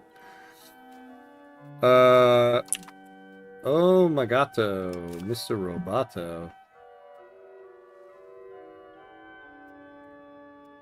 Would declining affect your diplomatic reputation? Probably, yeah, probably. There's assist later you can do. Yeah. I mean, I think we're gonna accept it, but... Yeah, we'll accept it and hope they know what they're doing.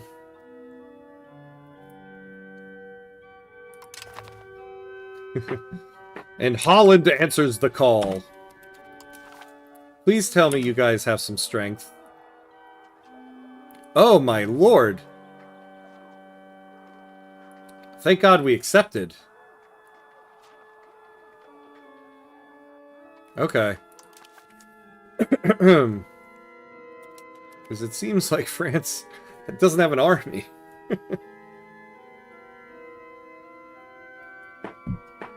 Yikes. Oh! Jack! You see, now that I'm using OBS, I can see when you use your points there. Take a drink. Although, I guess it was 9 minutes ago, so... Cheers, my friend. It is coffee right now. See, now I need OBS to play a sound for me when it does that. Alright, siege was good. Let's go take this French army out.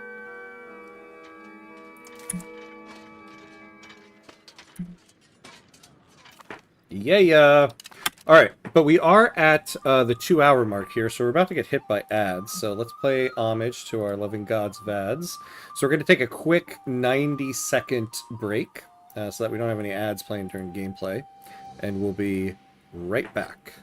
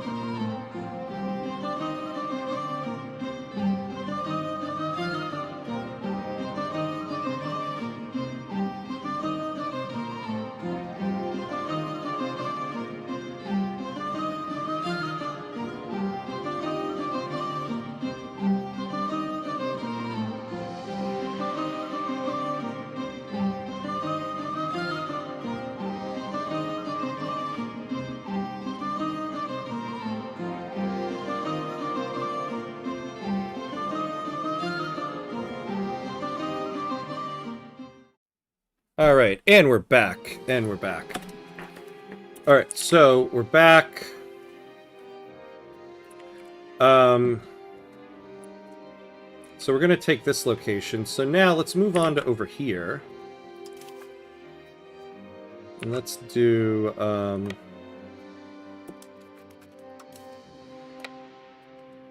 load the armies up. Ooh, it looks like though... Okay. Go get them.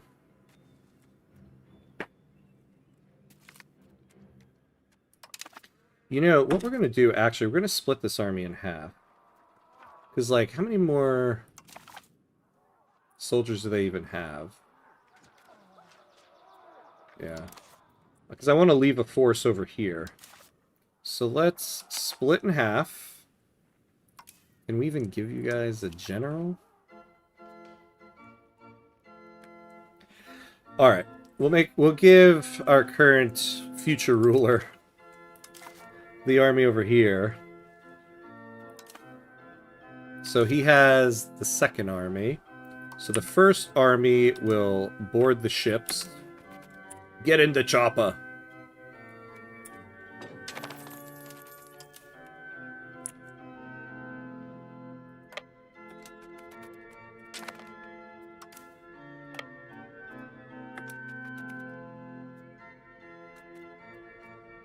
So you guys disembark here.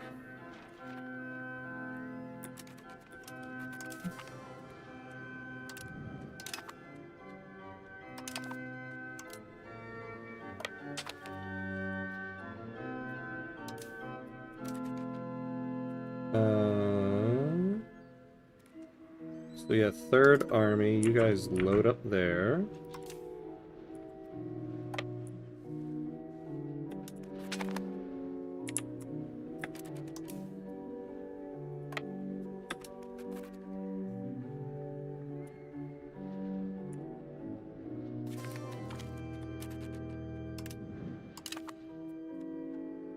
Alright, so we occupied that place.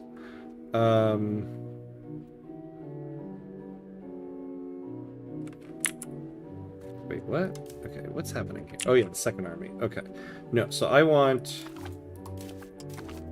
the first and the third. I want you guys to join up. Okay. We'll keep these guys in the C node here.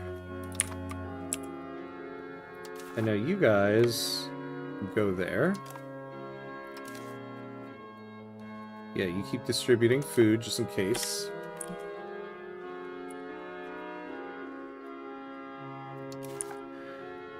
You stay camped right there. And we'll watch out for French forces down this way.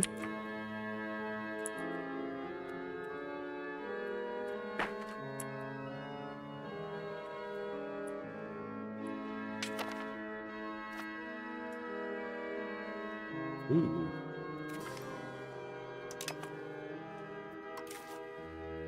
And you go down and take this part. There we go. So we're at 75% here. Considering France has like almost no... Whoa. What was I saying about no forces? Oh, they... Okay. So... Whoops. I rejoiced too soon. I guess, yeah, they just hadn't raised their levies. Ooh, they are much more powerful than England. Oh, no. Are they sending these guys up our way? Well, let's pick these guys off while we can.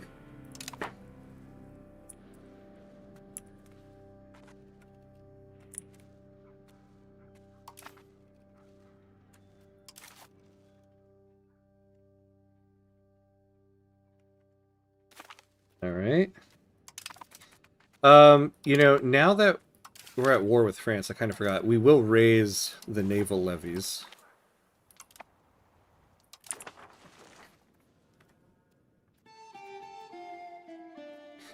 Oh yeah, peace out of the 100 Years' War? That's actually probably a pretty good idea, right? But let's take this first.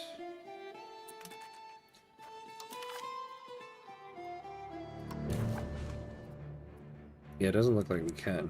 I mean, I'm not giving anything away to get out of it. Nor do we have anything to give, really. So once we get these locations, we can end this war and then go join our forces together again. Take Zealand here. Oh, I just came back. France declared on you? Well, no, France declared on England, and because we're allies, England called us into the war. So this is actually England's battle with France in the 100 Years' War. The Hooks have assembled a rebellion force in order to combat the Cods. Many members of the Burgerige see an opportunity for themselves to force more privileges from the Cods or face them on the battlefield. Take that. Alright, here we go. So...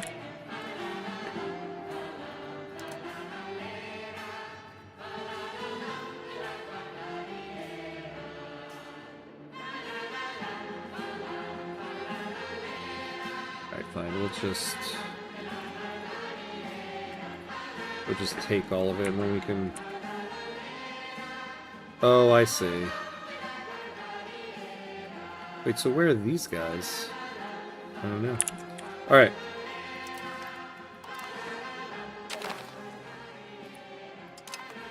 Alright, so now I want you guys to come back over here.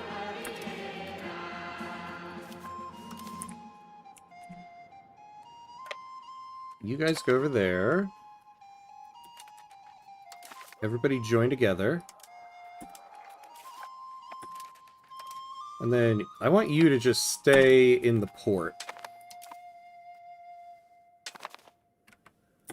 I would have taken the disconnected territory as a vassal. It wasn't allowing me to. It wasn't giving me the option to do it, because I don't control anything over there. So yeah, these guys I might turn into a vassal, because control is pretty low. Although, I could increase maritime presence here. Look at that, we got a 100 control. Correct. Which is excellent. Yeah, so now, can I create a vassal over there?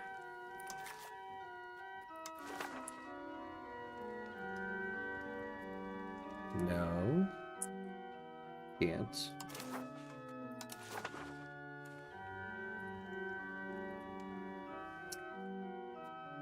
No.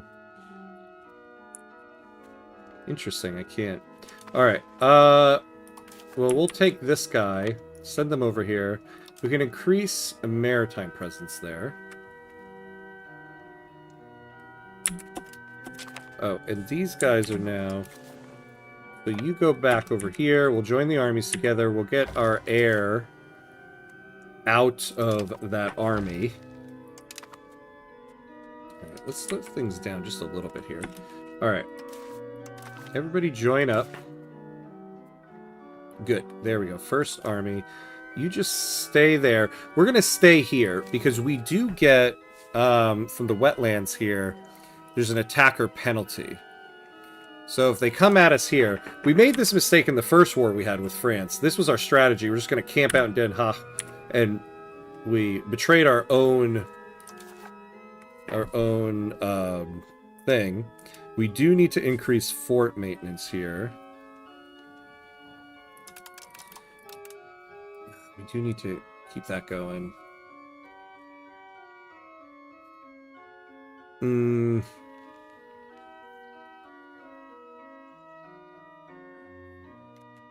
know, we're just gonna lower that. Hopefully control won't be too much of an issue there. I don't think so. We already have pretty good control in North Holland. I might switch the cabinet action over there.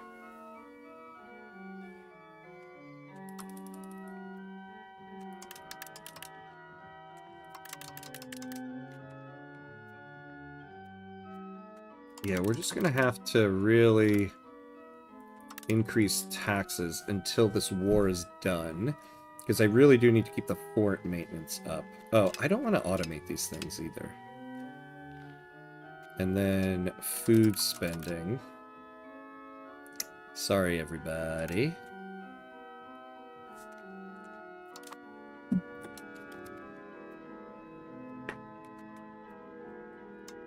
Oh, we can declare another rivals.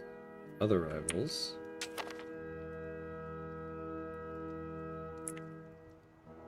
Loon.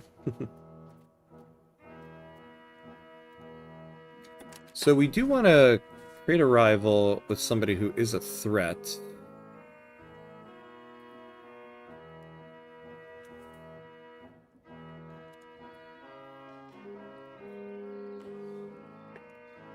We could declare France. That'll give us more prestige.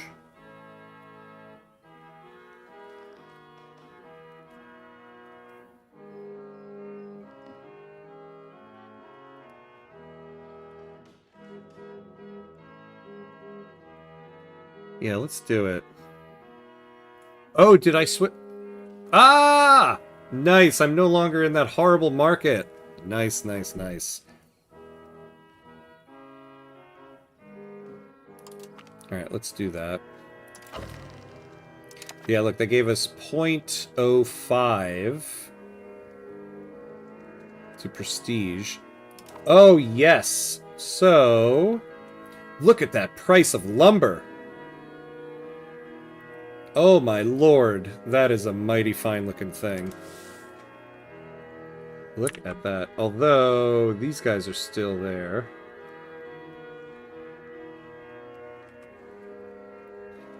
Should take a look at the market map mode. It seems you're perfectly in it. Yeah. Look at all that beautiful lumber. Lumber's good. Glass is good. Well, tools are going up. Not by much, though. Okay. Masonry. Okay. Masonry's going up. Let's find cloth in this market.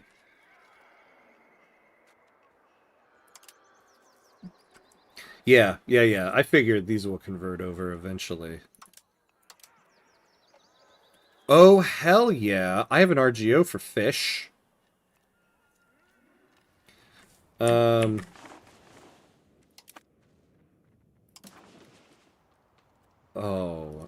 beautiful. Look at that tax base, 0.69. Oh, and finally, it was like 50 to do an RGO when we were in the Bruges market. So we can't afford it right now, but honestly, I might take out a loan. Because the tax base we'd get would cover the interest for the loan plus some. Oh, no, the loan wouldn't really... Alright, we'll wait.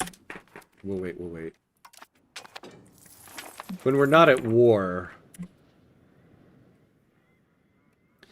we'll be able to do things much better.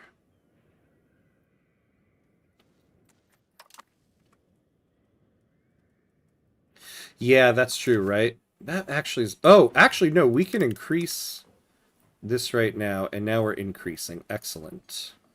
So we're gonna tax everybody. We're gonna tax the Borean a little bit until we can get those RGOs going.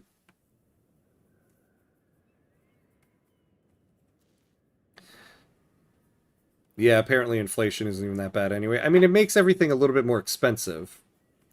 So I guess it just depends on how much inflation you're willing to take. Yeah, see, that's the thing. Whenever you take Utrecht, you always end up getting a coalition against you.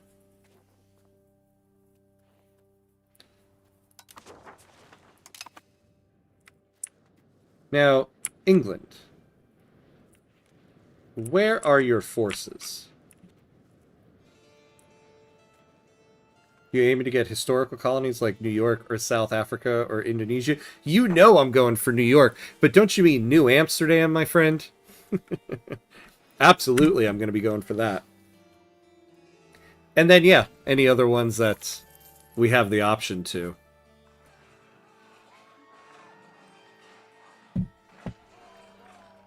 Yeah, the AI does get a lot more pissed. Although, even in previous versions, I found whenever I take Utrecht, the AI gets pissed about that. Them and Frisia, I always ended up getting a coalition.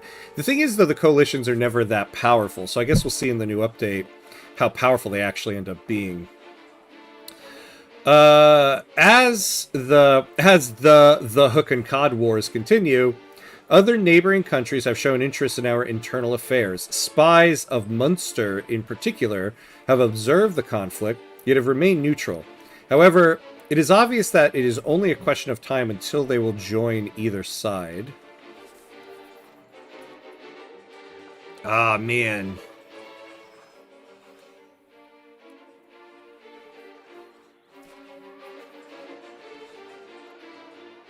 I think I'm going to take the loan to do this.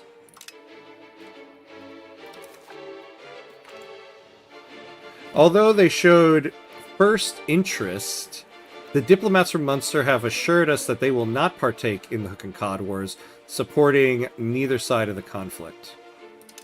Alright, but we still got a point out of it.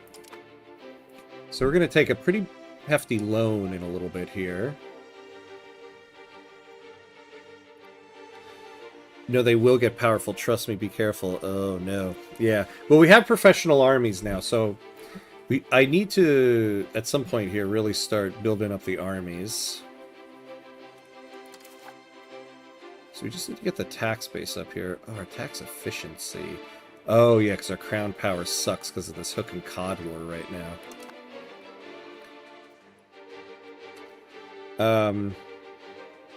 They increase antagonism a lot. Oh, if you piss the AI off, they will all group together. I had a 20,000 army coalition destroy me as Holland in my first run.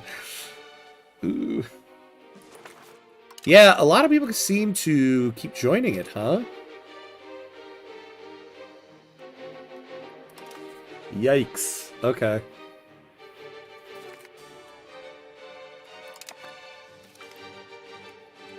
Oh my god. Well, luckily we are allied with England. I'm glad then I heeded the call to the against France here. Problem is, I really don't want to lose Zealand to them. Oh no, Cologne joined. Alright, we're gonna have to take some inflation to level things out here.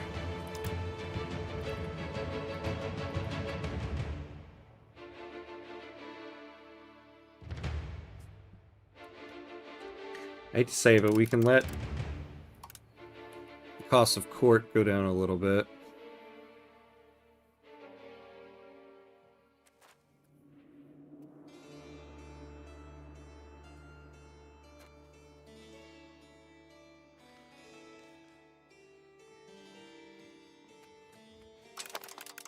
We'll lower the naval maintenance.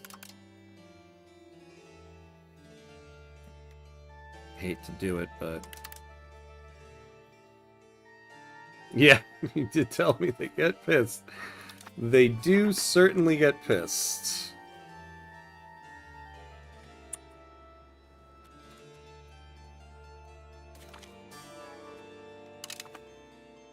Oh man. Yeah. This might be a problem. So, let's see here. Can we piece out of this?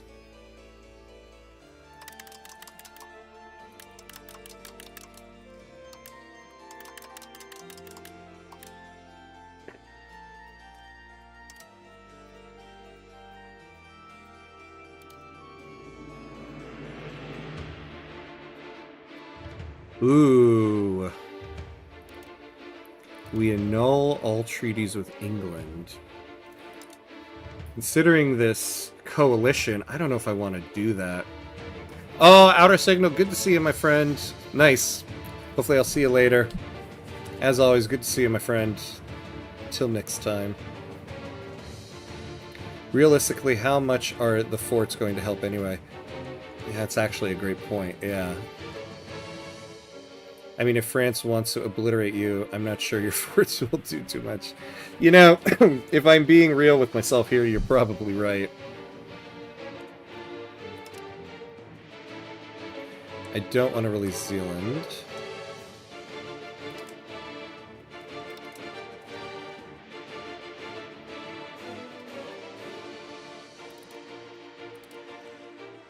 It's funny, they don't really care about the forts.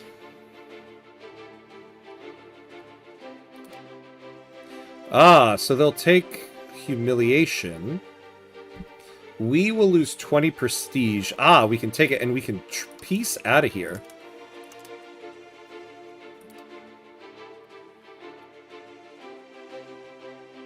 Oh, we cannot abandon our allies until 12 months has passed. So we have to wait until November before we can get out of this war.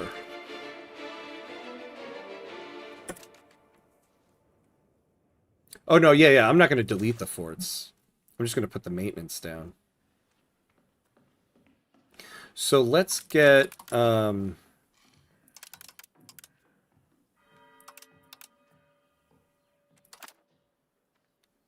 then...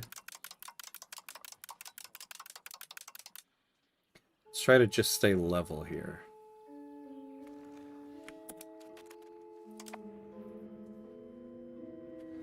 And make it to November. Wake me up when October ends.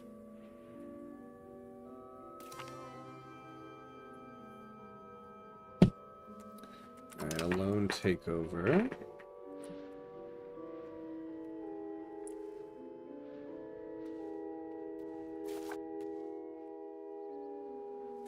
So...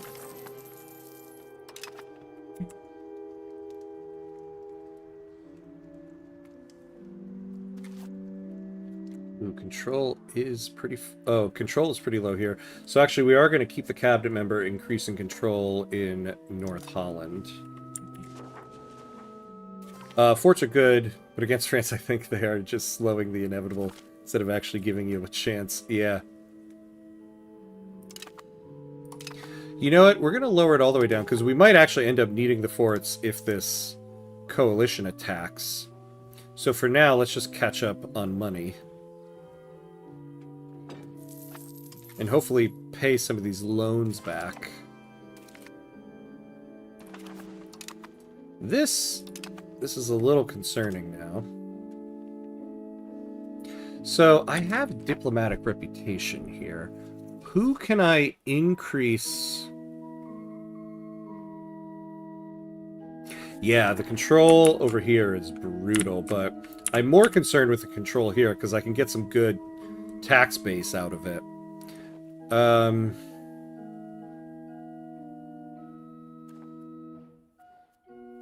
Yeah, let's take a look at who's the most powerful member here.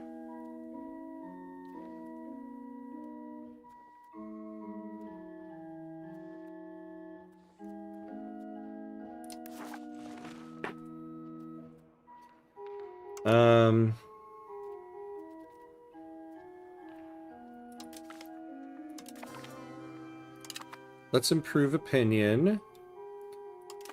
And let's just keep doing that.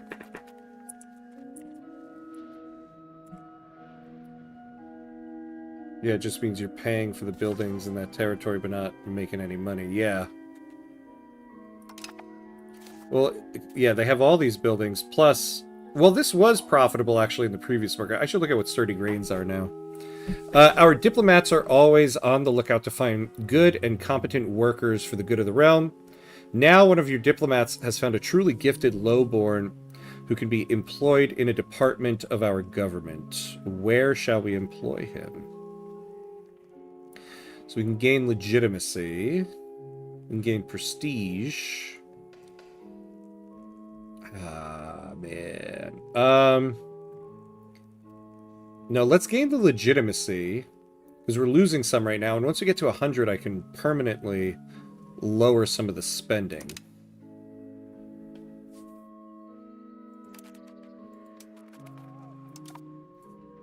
Oh! Oh, shoot. No, yeah, I know you mean over here. I'm saying, though, I don't care as much about that right now as I do about... Because we have low control in Utrecht here. So I want to increase that first before I start doing a cabinet action over there. Although... Oh. A schism has struck Catholicism and has thrown the Curia in petty factionalism. Even if the church has been divided before, this schism seems to be of a different nature. After the death of the last pope, a faction of Italian cardinals is pushing for the return of the Holy See into their own control. Something they have desired ever since the papacy fell under French control. Opposing them, the French faction insists on the new pope remaining under their control. The demands of both factions seems irreconcilable, and Catholic world is swiftly descending into factionalism, leaving the good Catholic people of the Catholic Church without their shepherds. Where was I? As long as this division persists, they will have to navigate a world without their usual authority and decide for their own who the true representative of divine will is. Okay. One more month and we can get out of this world. You are making money from Utrecht City. Yeah, no, we are making some money. But we can't... Ooh, we won. Look at that attacker benefit. Yeah, we are making some, but I would like control to be a little bit higher. Ah, yes, the times when there was around 3 proclaimed popes. Wild times, I know, right? Ah... No, we won't send anybody. We can get out of the war fairly soon.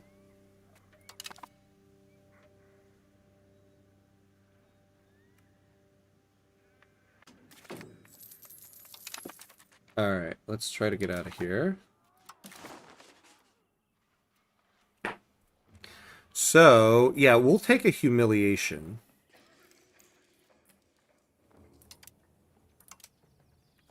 Oh, wait, no, I'm on the wrong side. Oh, you know, I forgot last time, though, that treaty had a bunch of money added to it.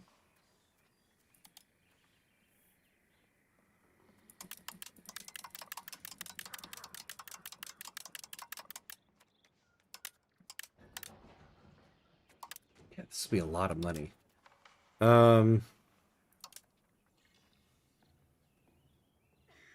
I really don't want to cancel all treaties with England.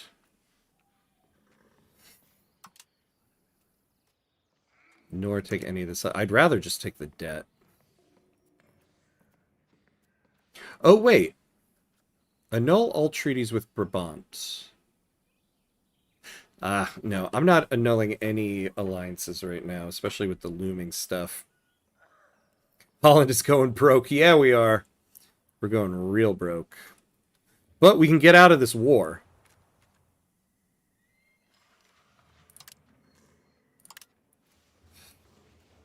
Alright, let's do it.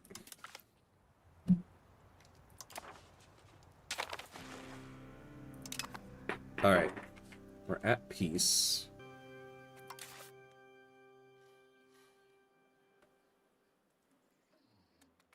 Alright, so now that we're at peace...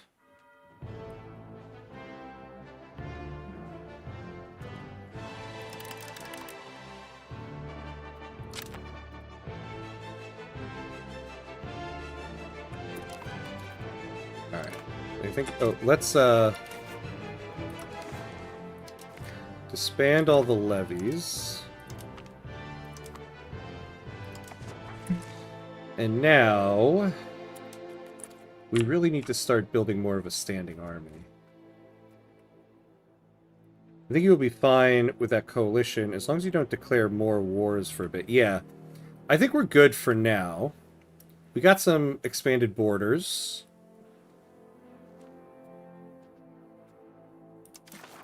Oh, the Western Schism. Oh, what can we do in this?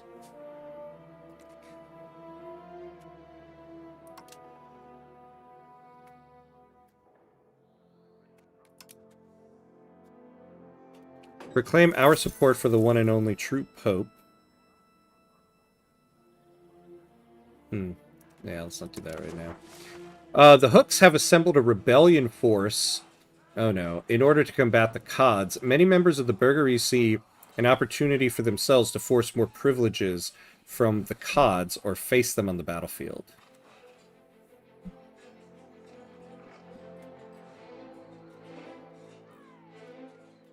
Oh man, yeah, we could get a lot of bad pop satisfaction here. But we're only 2 points away from ending this thing. It's killing our crown power, man. We had more crown power than the lords before. Yeah, we're not gaining any maritime presence because we're not doing any naval maintenance.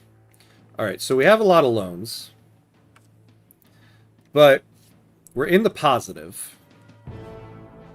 For now. I think you might have to mint your way out of this one, yeah. I think we're good for right now. We're getting a very, very slow amount of inflation. Tax efficiency. Oh my lord. You know, actually, yeah, that's not a bad idea. Some aggressive minting just to get rid of this. Hey! Ayuburger. Hello, hello! Thank you for the follow. I appreciate that. Welcome, welcome. How are you? Good to see you. Yeah, that's right. That's right, actually. I forgot. Yeah, they can force you to pay them after, like, 10 years. You're right. Okay. So, it's a total of 155.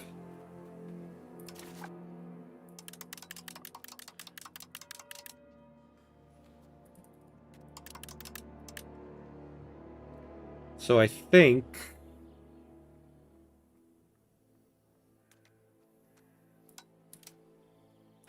Well, we're in a market with better food access now, so I think we'll be good there.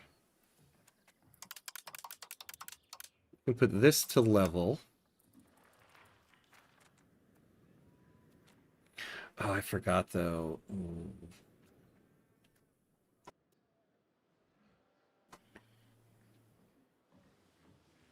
Yeah, you can easily reduce inflation. This is true. Mm. Yeah, these war reparations aren't helping either, but... Oh yeah, and... let's turn off all the temples. Oh, we can't. They're not in our country.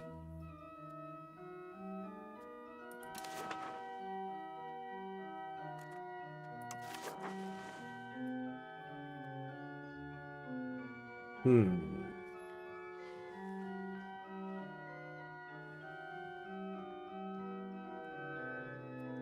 Wait, one settlement?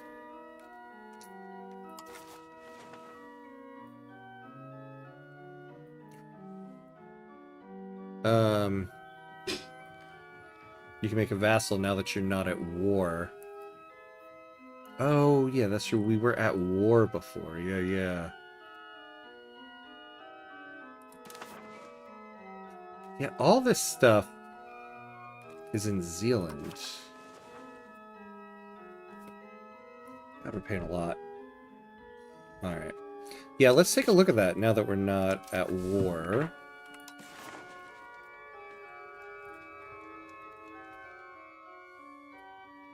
I don't want to... see, I want to keep this land for us. I want that to be the vassal.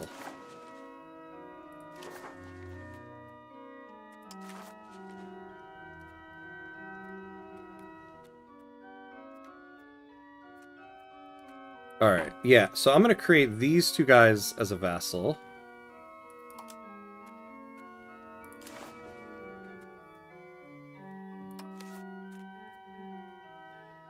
Ooh, yeah, and who will be the ruler?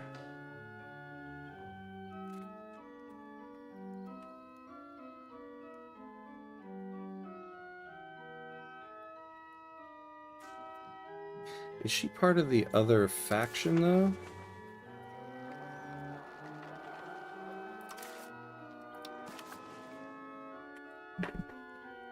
Um...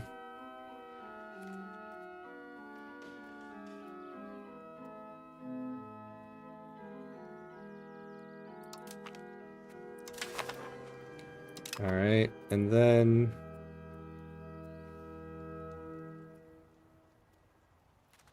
oh, right, diplomatic capacity. Yeah. But we can get money out of it.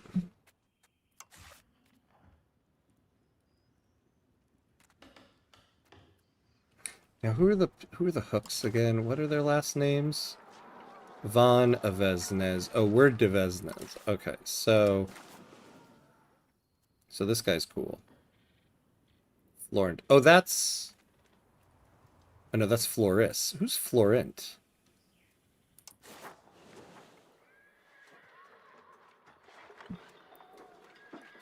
And I can't keep everybody's... oh, yeah, so he's part of the Hook dynasty. Let's not give it to that guy. Sure, let's give it to you. Alright. And then we'll annex them back at another time.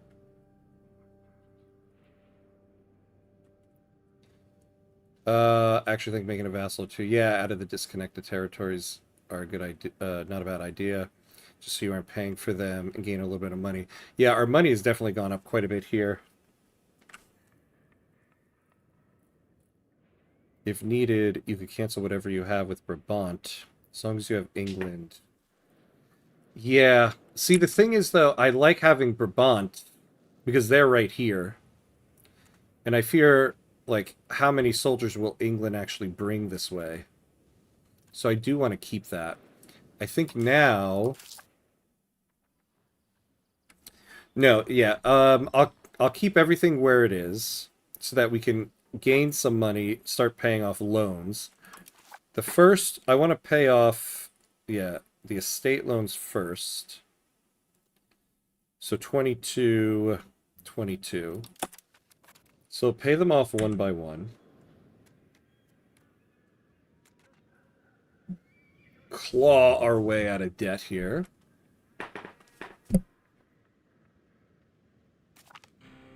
Yeah, the loan takeover, that's fine, whatever.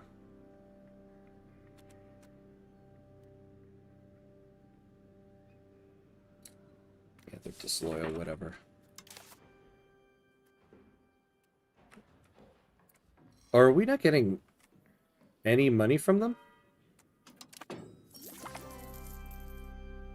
Yeah, paying off the loan should be the priority, right? Ah, we can finally build the armory. So I wonder how much it'll cost us, just out of curiosity. 64 there. 63 there. Okay.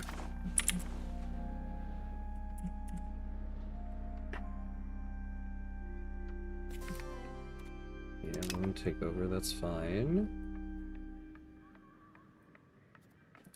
You know, one thing, though, is now... Oh, no, we're still getting a decent profit off of these. Since lumber isn't as expensive in the Cologne market. All these lumber mills we built. Still, though, when we build our Amsterdam market, they'll be worthwhile. Alright, so we have control going up here. Yes, and we have fruit here, which is good.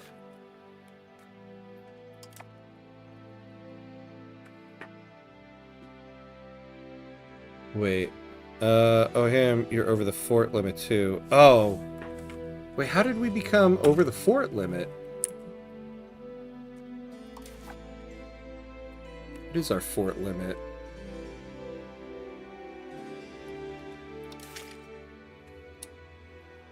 We shouldn't be. Oh, we are, though. Damn. Oh, because... Oh, yeah. We're over the fort limit because they have a fort here. Goodbye. Good catch. Thank you. Yep. How am I losing 60,000 pops? Ooh, yeah, I don't know what happened. We're back to normal, though.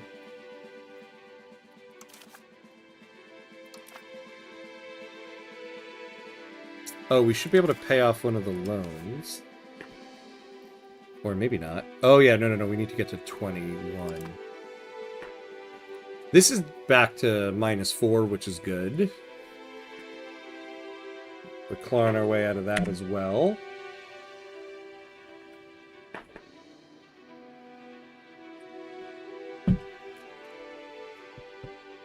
Oh. Let's do an admin education. Oh, I should have looked over here. Okay, good. Oh, administrative ability, good. Okay. Willem.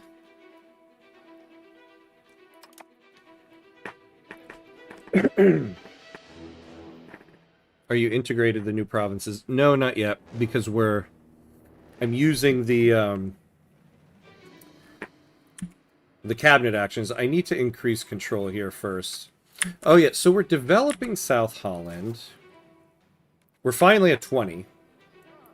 So I suppose I could sacrifice this for a bit. Though, to be honest with you, these Boreen insurgents need to be handled.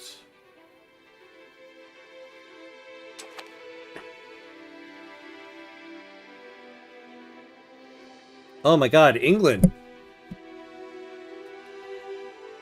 Now you're at war with Castile? Well, at least...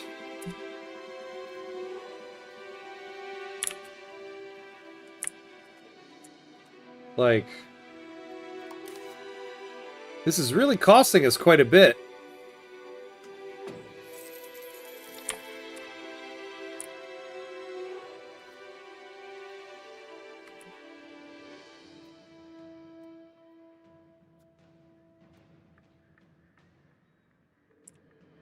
Maybe we should try to start improving relations with France and become their... No. Because eventually we're going to need to take Flanders. Yeah, Holland has a severe lack of cabinet members. This is true. Alright, so what we're going to do here...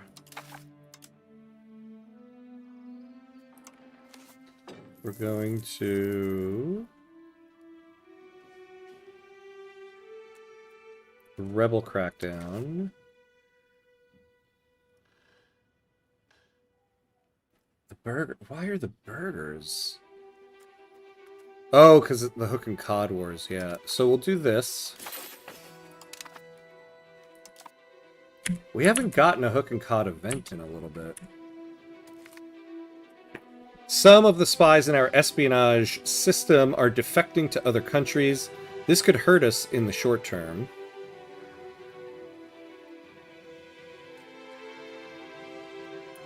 Man. Spy defections for 10 years. We'll take this. But we can pay off one of the loans. So they're all international loans now, right? Yeah.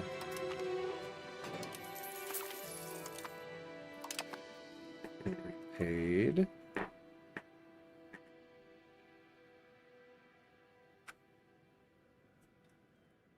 All right.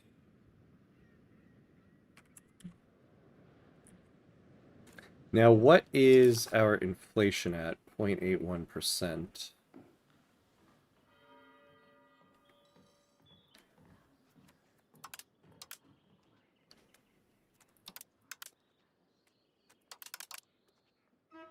So we'll try to keep +5 income. So bring it down to 0.7.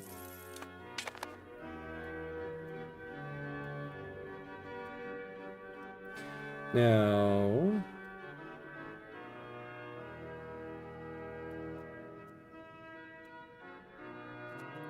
So the price of things are okay. It's just that pottery is very cheap in the market. Okay. Hey, Super Frank, what's up, what's up?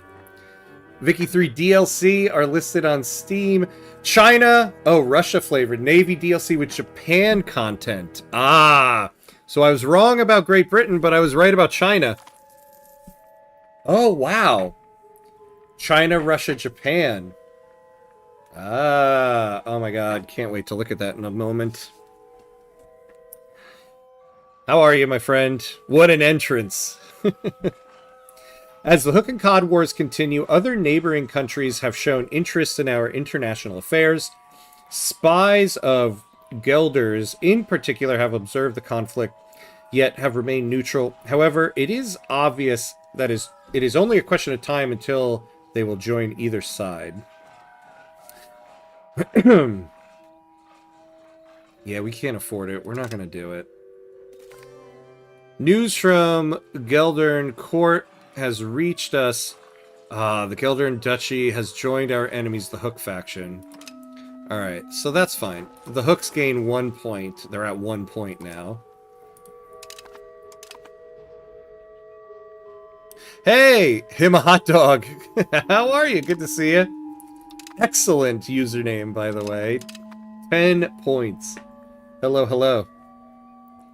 Also, a weird ship designer. Looks cool, but not very paradoxes. A ship designer? Oh my god, what are you doing to me? I want to look at this, but I can't. Alright, alright, alright, alright.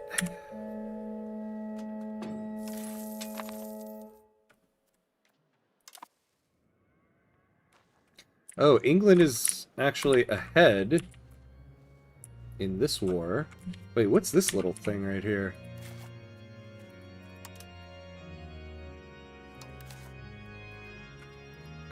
Are they not a subject of France? So it's just an independent state in the middle of France there.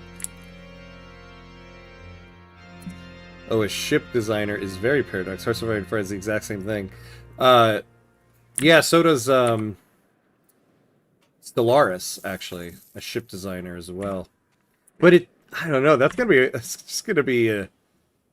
I want to say like a weird thing in Victoria 3. Eventually, it'll just become normal, but at first, it's gonna be weird seeing that in Victoria 3. But in the best possible way. All right, we can pay off another loan.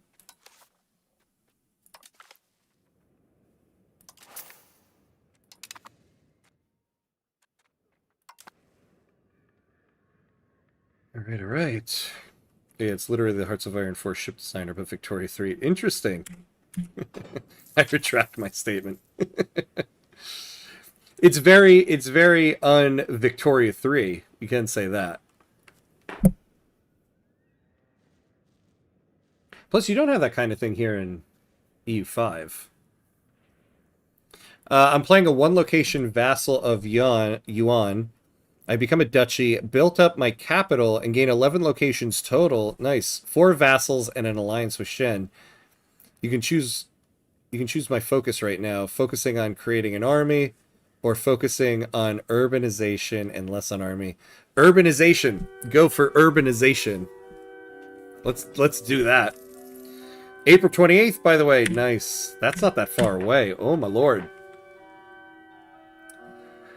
Oh my lord. I have a Steam gift card that I got for Christmas that I've been saving for this very moment.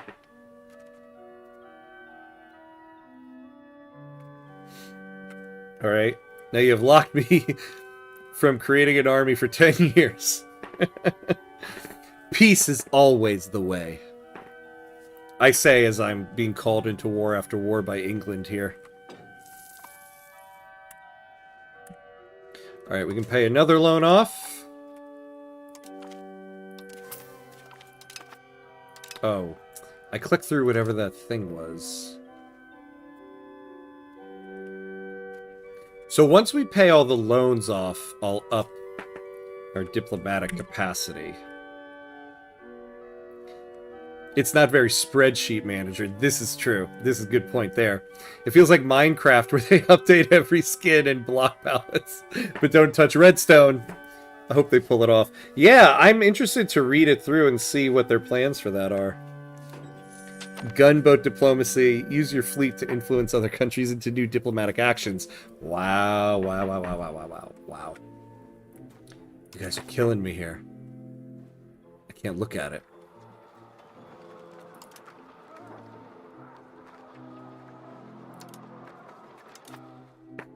Alright.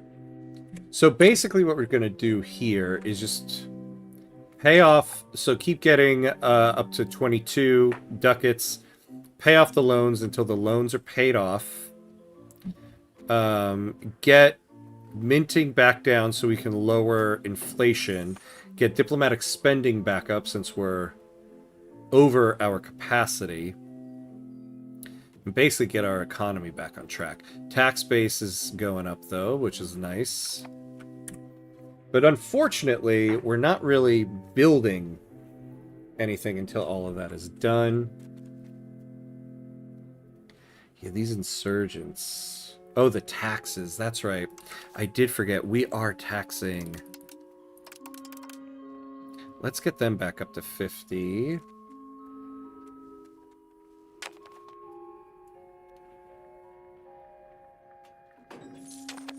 We need to get... You know, let's give them maybe... Let's give them something. Really interesting how the Japanese flavor is in the main expansion, not as a separate immersion pack. Oh, very interesting. Man, okay, so I guess not Great Britain. That's the one I was really positive about. I guess not.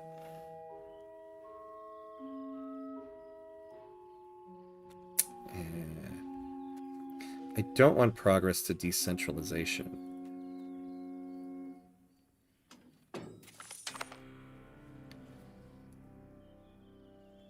Oh, here we go. Free mobility of the common people. Might do that.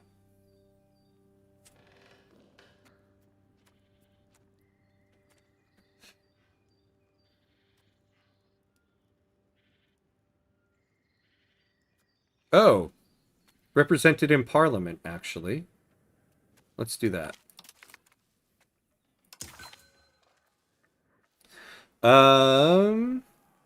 The offices that deal with our subject nations have become so isolated from those that they govern that they have become arrogant, convinced that there is no point in listening to anyone not in the capital.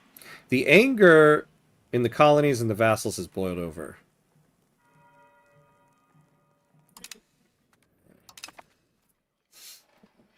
Well, gonna grab some dinner and hope they have the full dev diary up when I am done. Happy streaming. Yeah, thank you, Super Frank. Hope to see you later. Get some dinner. I need to get some lunch when this is done. Russian immersion pack, very exciting. I love playing as Russia. Yeah, I have a run going as Russia right now. I think I'm going to stop playing it. I'll wait till that comes out. So it's basically a naval DLC where you can design a fleet, including flagships, with new diplomatic actions alongside flavor for Japan, and then separate immersion packs for Russia and Qing. Qing flavor pack is going to be really cool. I am excited for that.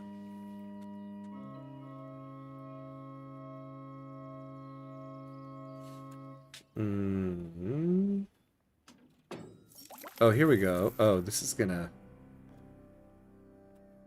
give them that much estate power. Alright, we unlocked men-at-arms. That's nice.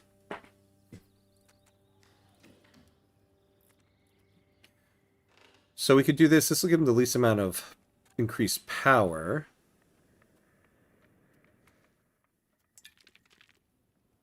What are we doing for these societal values right now? So we're going 0.05 towards serfdom.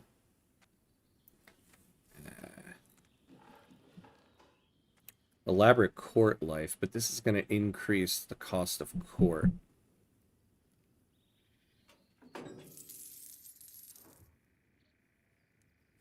Why are the burgers... It's all the hook and cod stuff. Well, that's just plus 2%. Yeah, plus 98% from events. Man. Well, because time change in the US is weeks before Europe. Yeah, it starts an hour earlier for me. Might actually catch a midweek evening stream. Nice. Yeah, I know. It's been causing problems all around. Jack was talking about that earlier too. My current idea of an affordable army equals levies and camp followers. Yeah, that's usually what I do before I can really start affording professional armies. That's literally what our army is. Our standing army is right now, camp followers. And then everything else will be levies. Oh, we can pay off a couple more loans.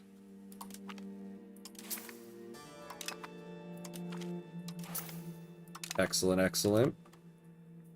I really like the idea of building up naval dominance and using that to project power, but naval power is essentially useless currently. Well, currently, your navy really increases prestige, which is very helpful. Naval power projection increases that. But it doesn't do much in terms of your diplomacy and everything else. Oh, look, England's losing this war. Oh, no.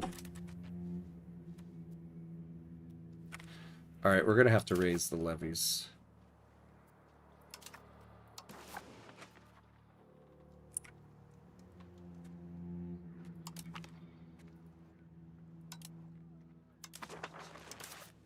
Means we are going to have to increase this for now. Luckily, we paid off loans enough for that.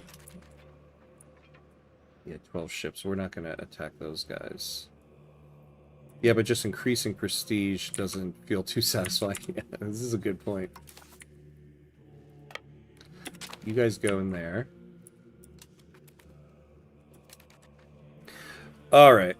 Well, we are at the stopping point that my heart out for today. But we had a good session here. We increased quite a bit of stuff. Let me take a look here who's on. I don't know anybody else who's on here, unfortunately. Yeah, I got nothing going. Yeah. So, yeah, we had a pretty good first session here. So, we're going to be continuing another EU5 session tonight. And that's going to start at 8:30 p.m. Eastern, so that's in about 7 hours from now. But yeah, we did pretty good here. We do have to finish out this war here, because unfortunately Castile is now sending armies our way. We're going to have to reevaluate this alliance with England, because they're getting us in quite a few wars. But that'll be tonight. That'll be for tonight. So thank you for watching, everybody.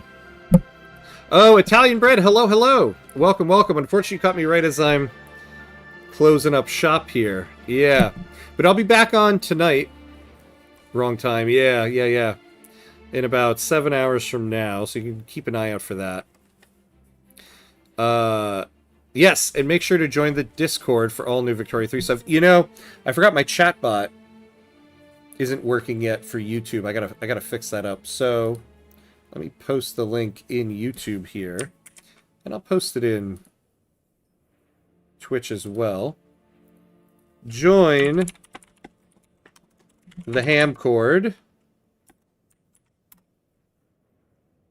and we'll do it over here as well. So yeah, but thank you for watching, everybody, and hopefully I'll see you tonight. And as always, be awesome, my friends. I'll see you next time.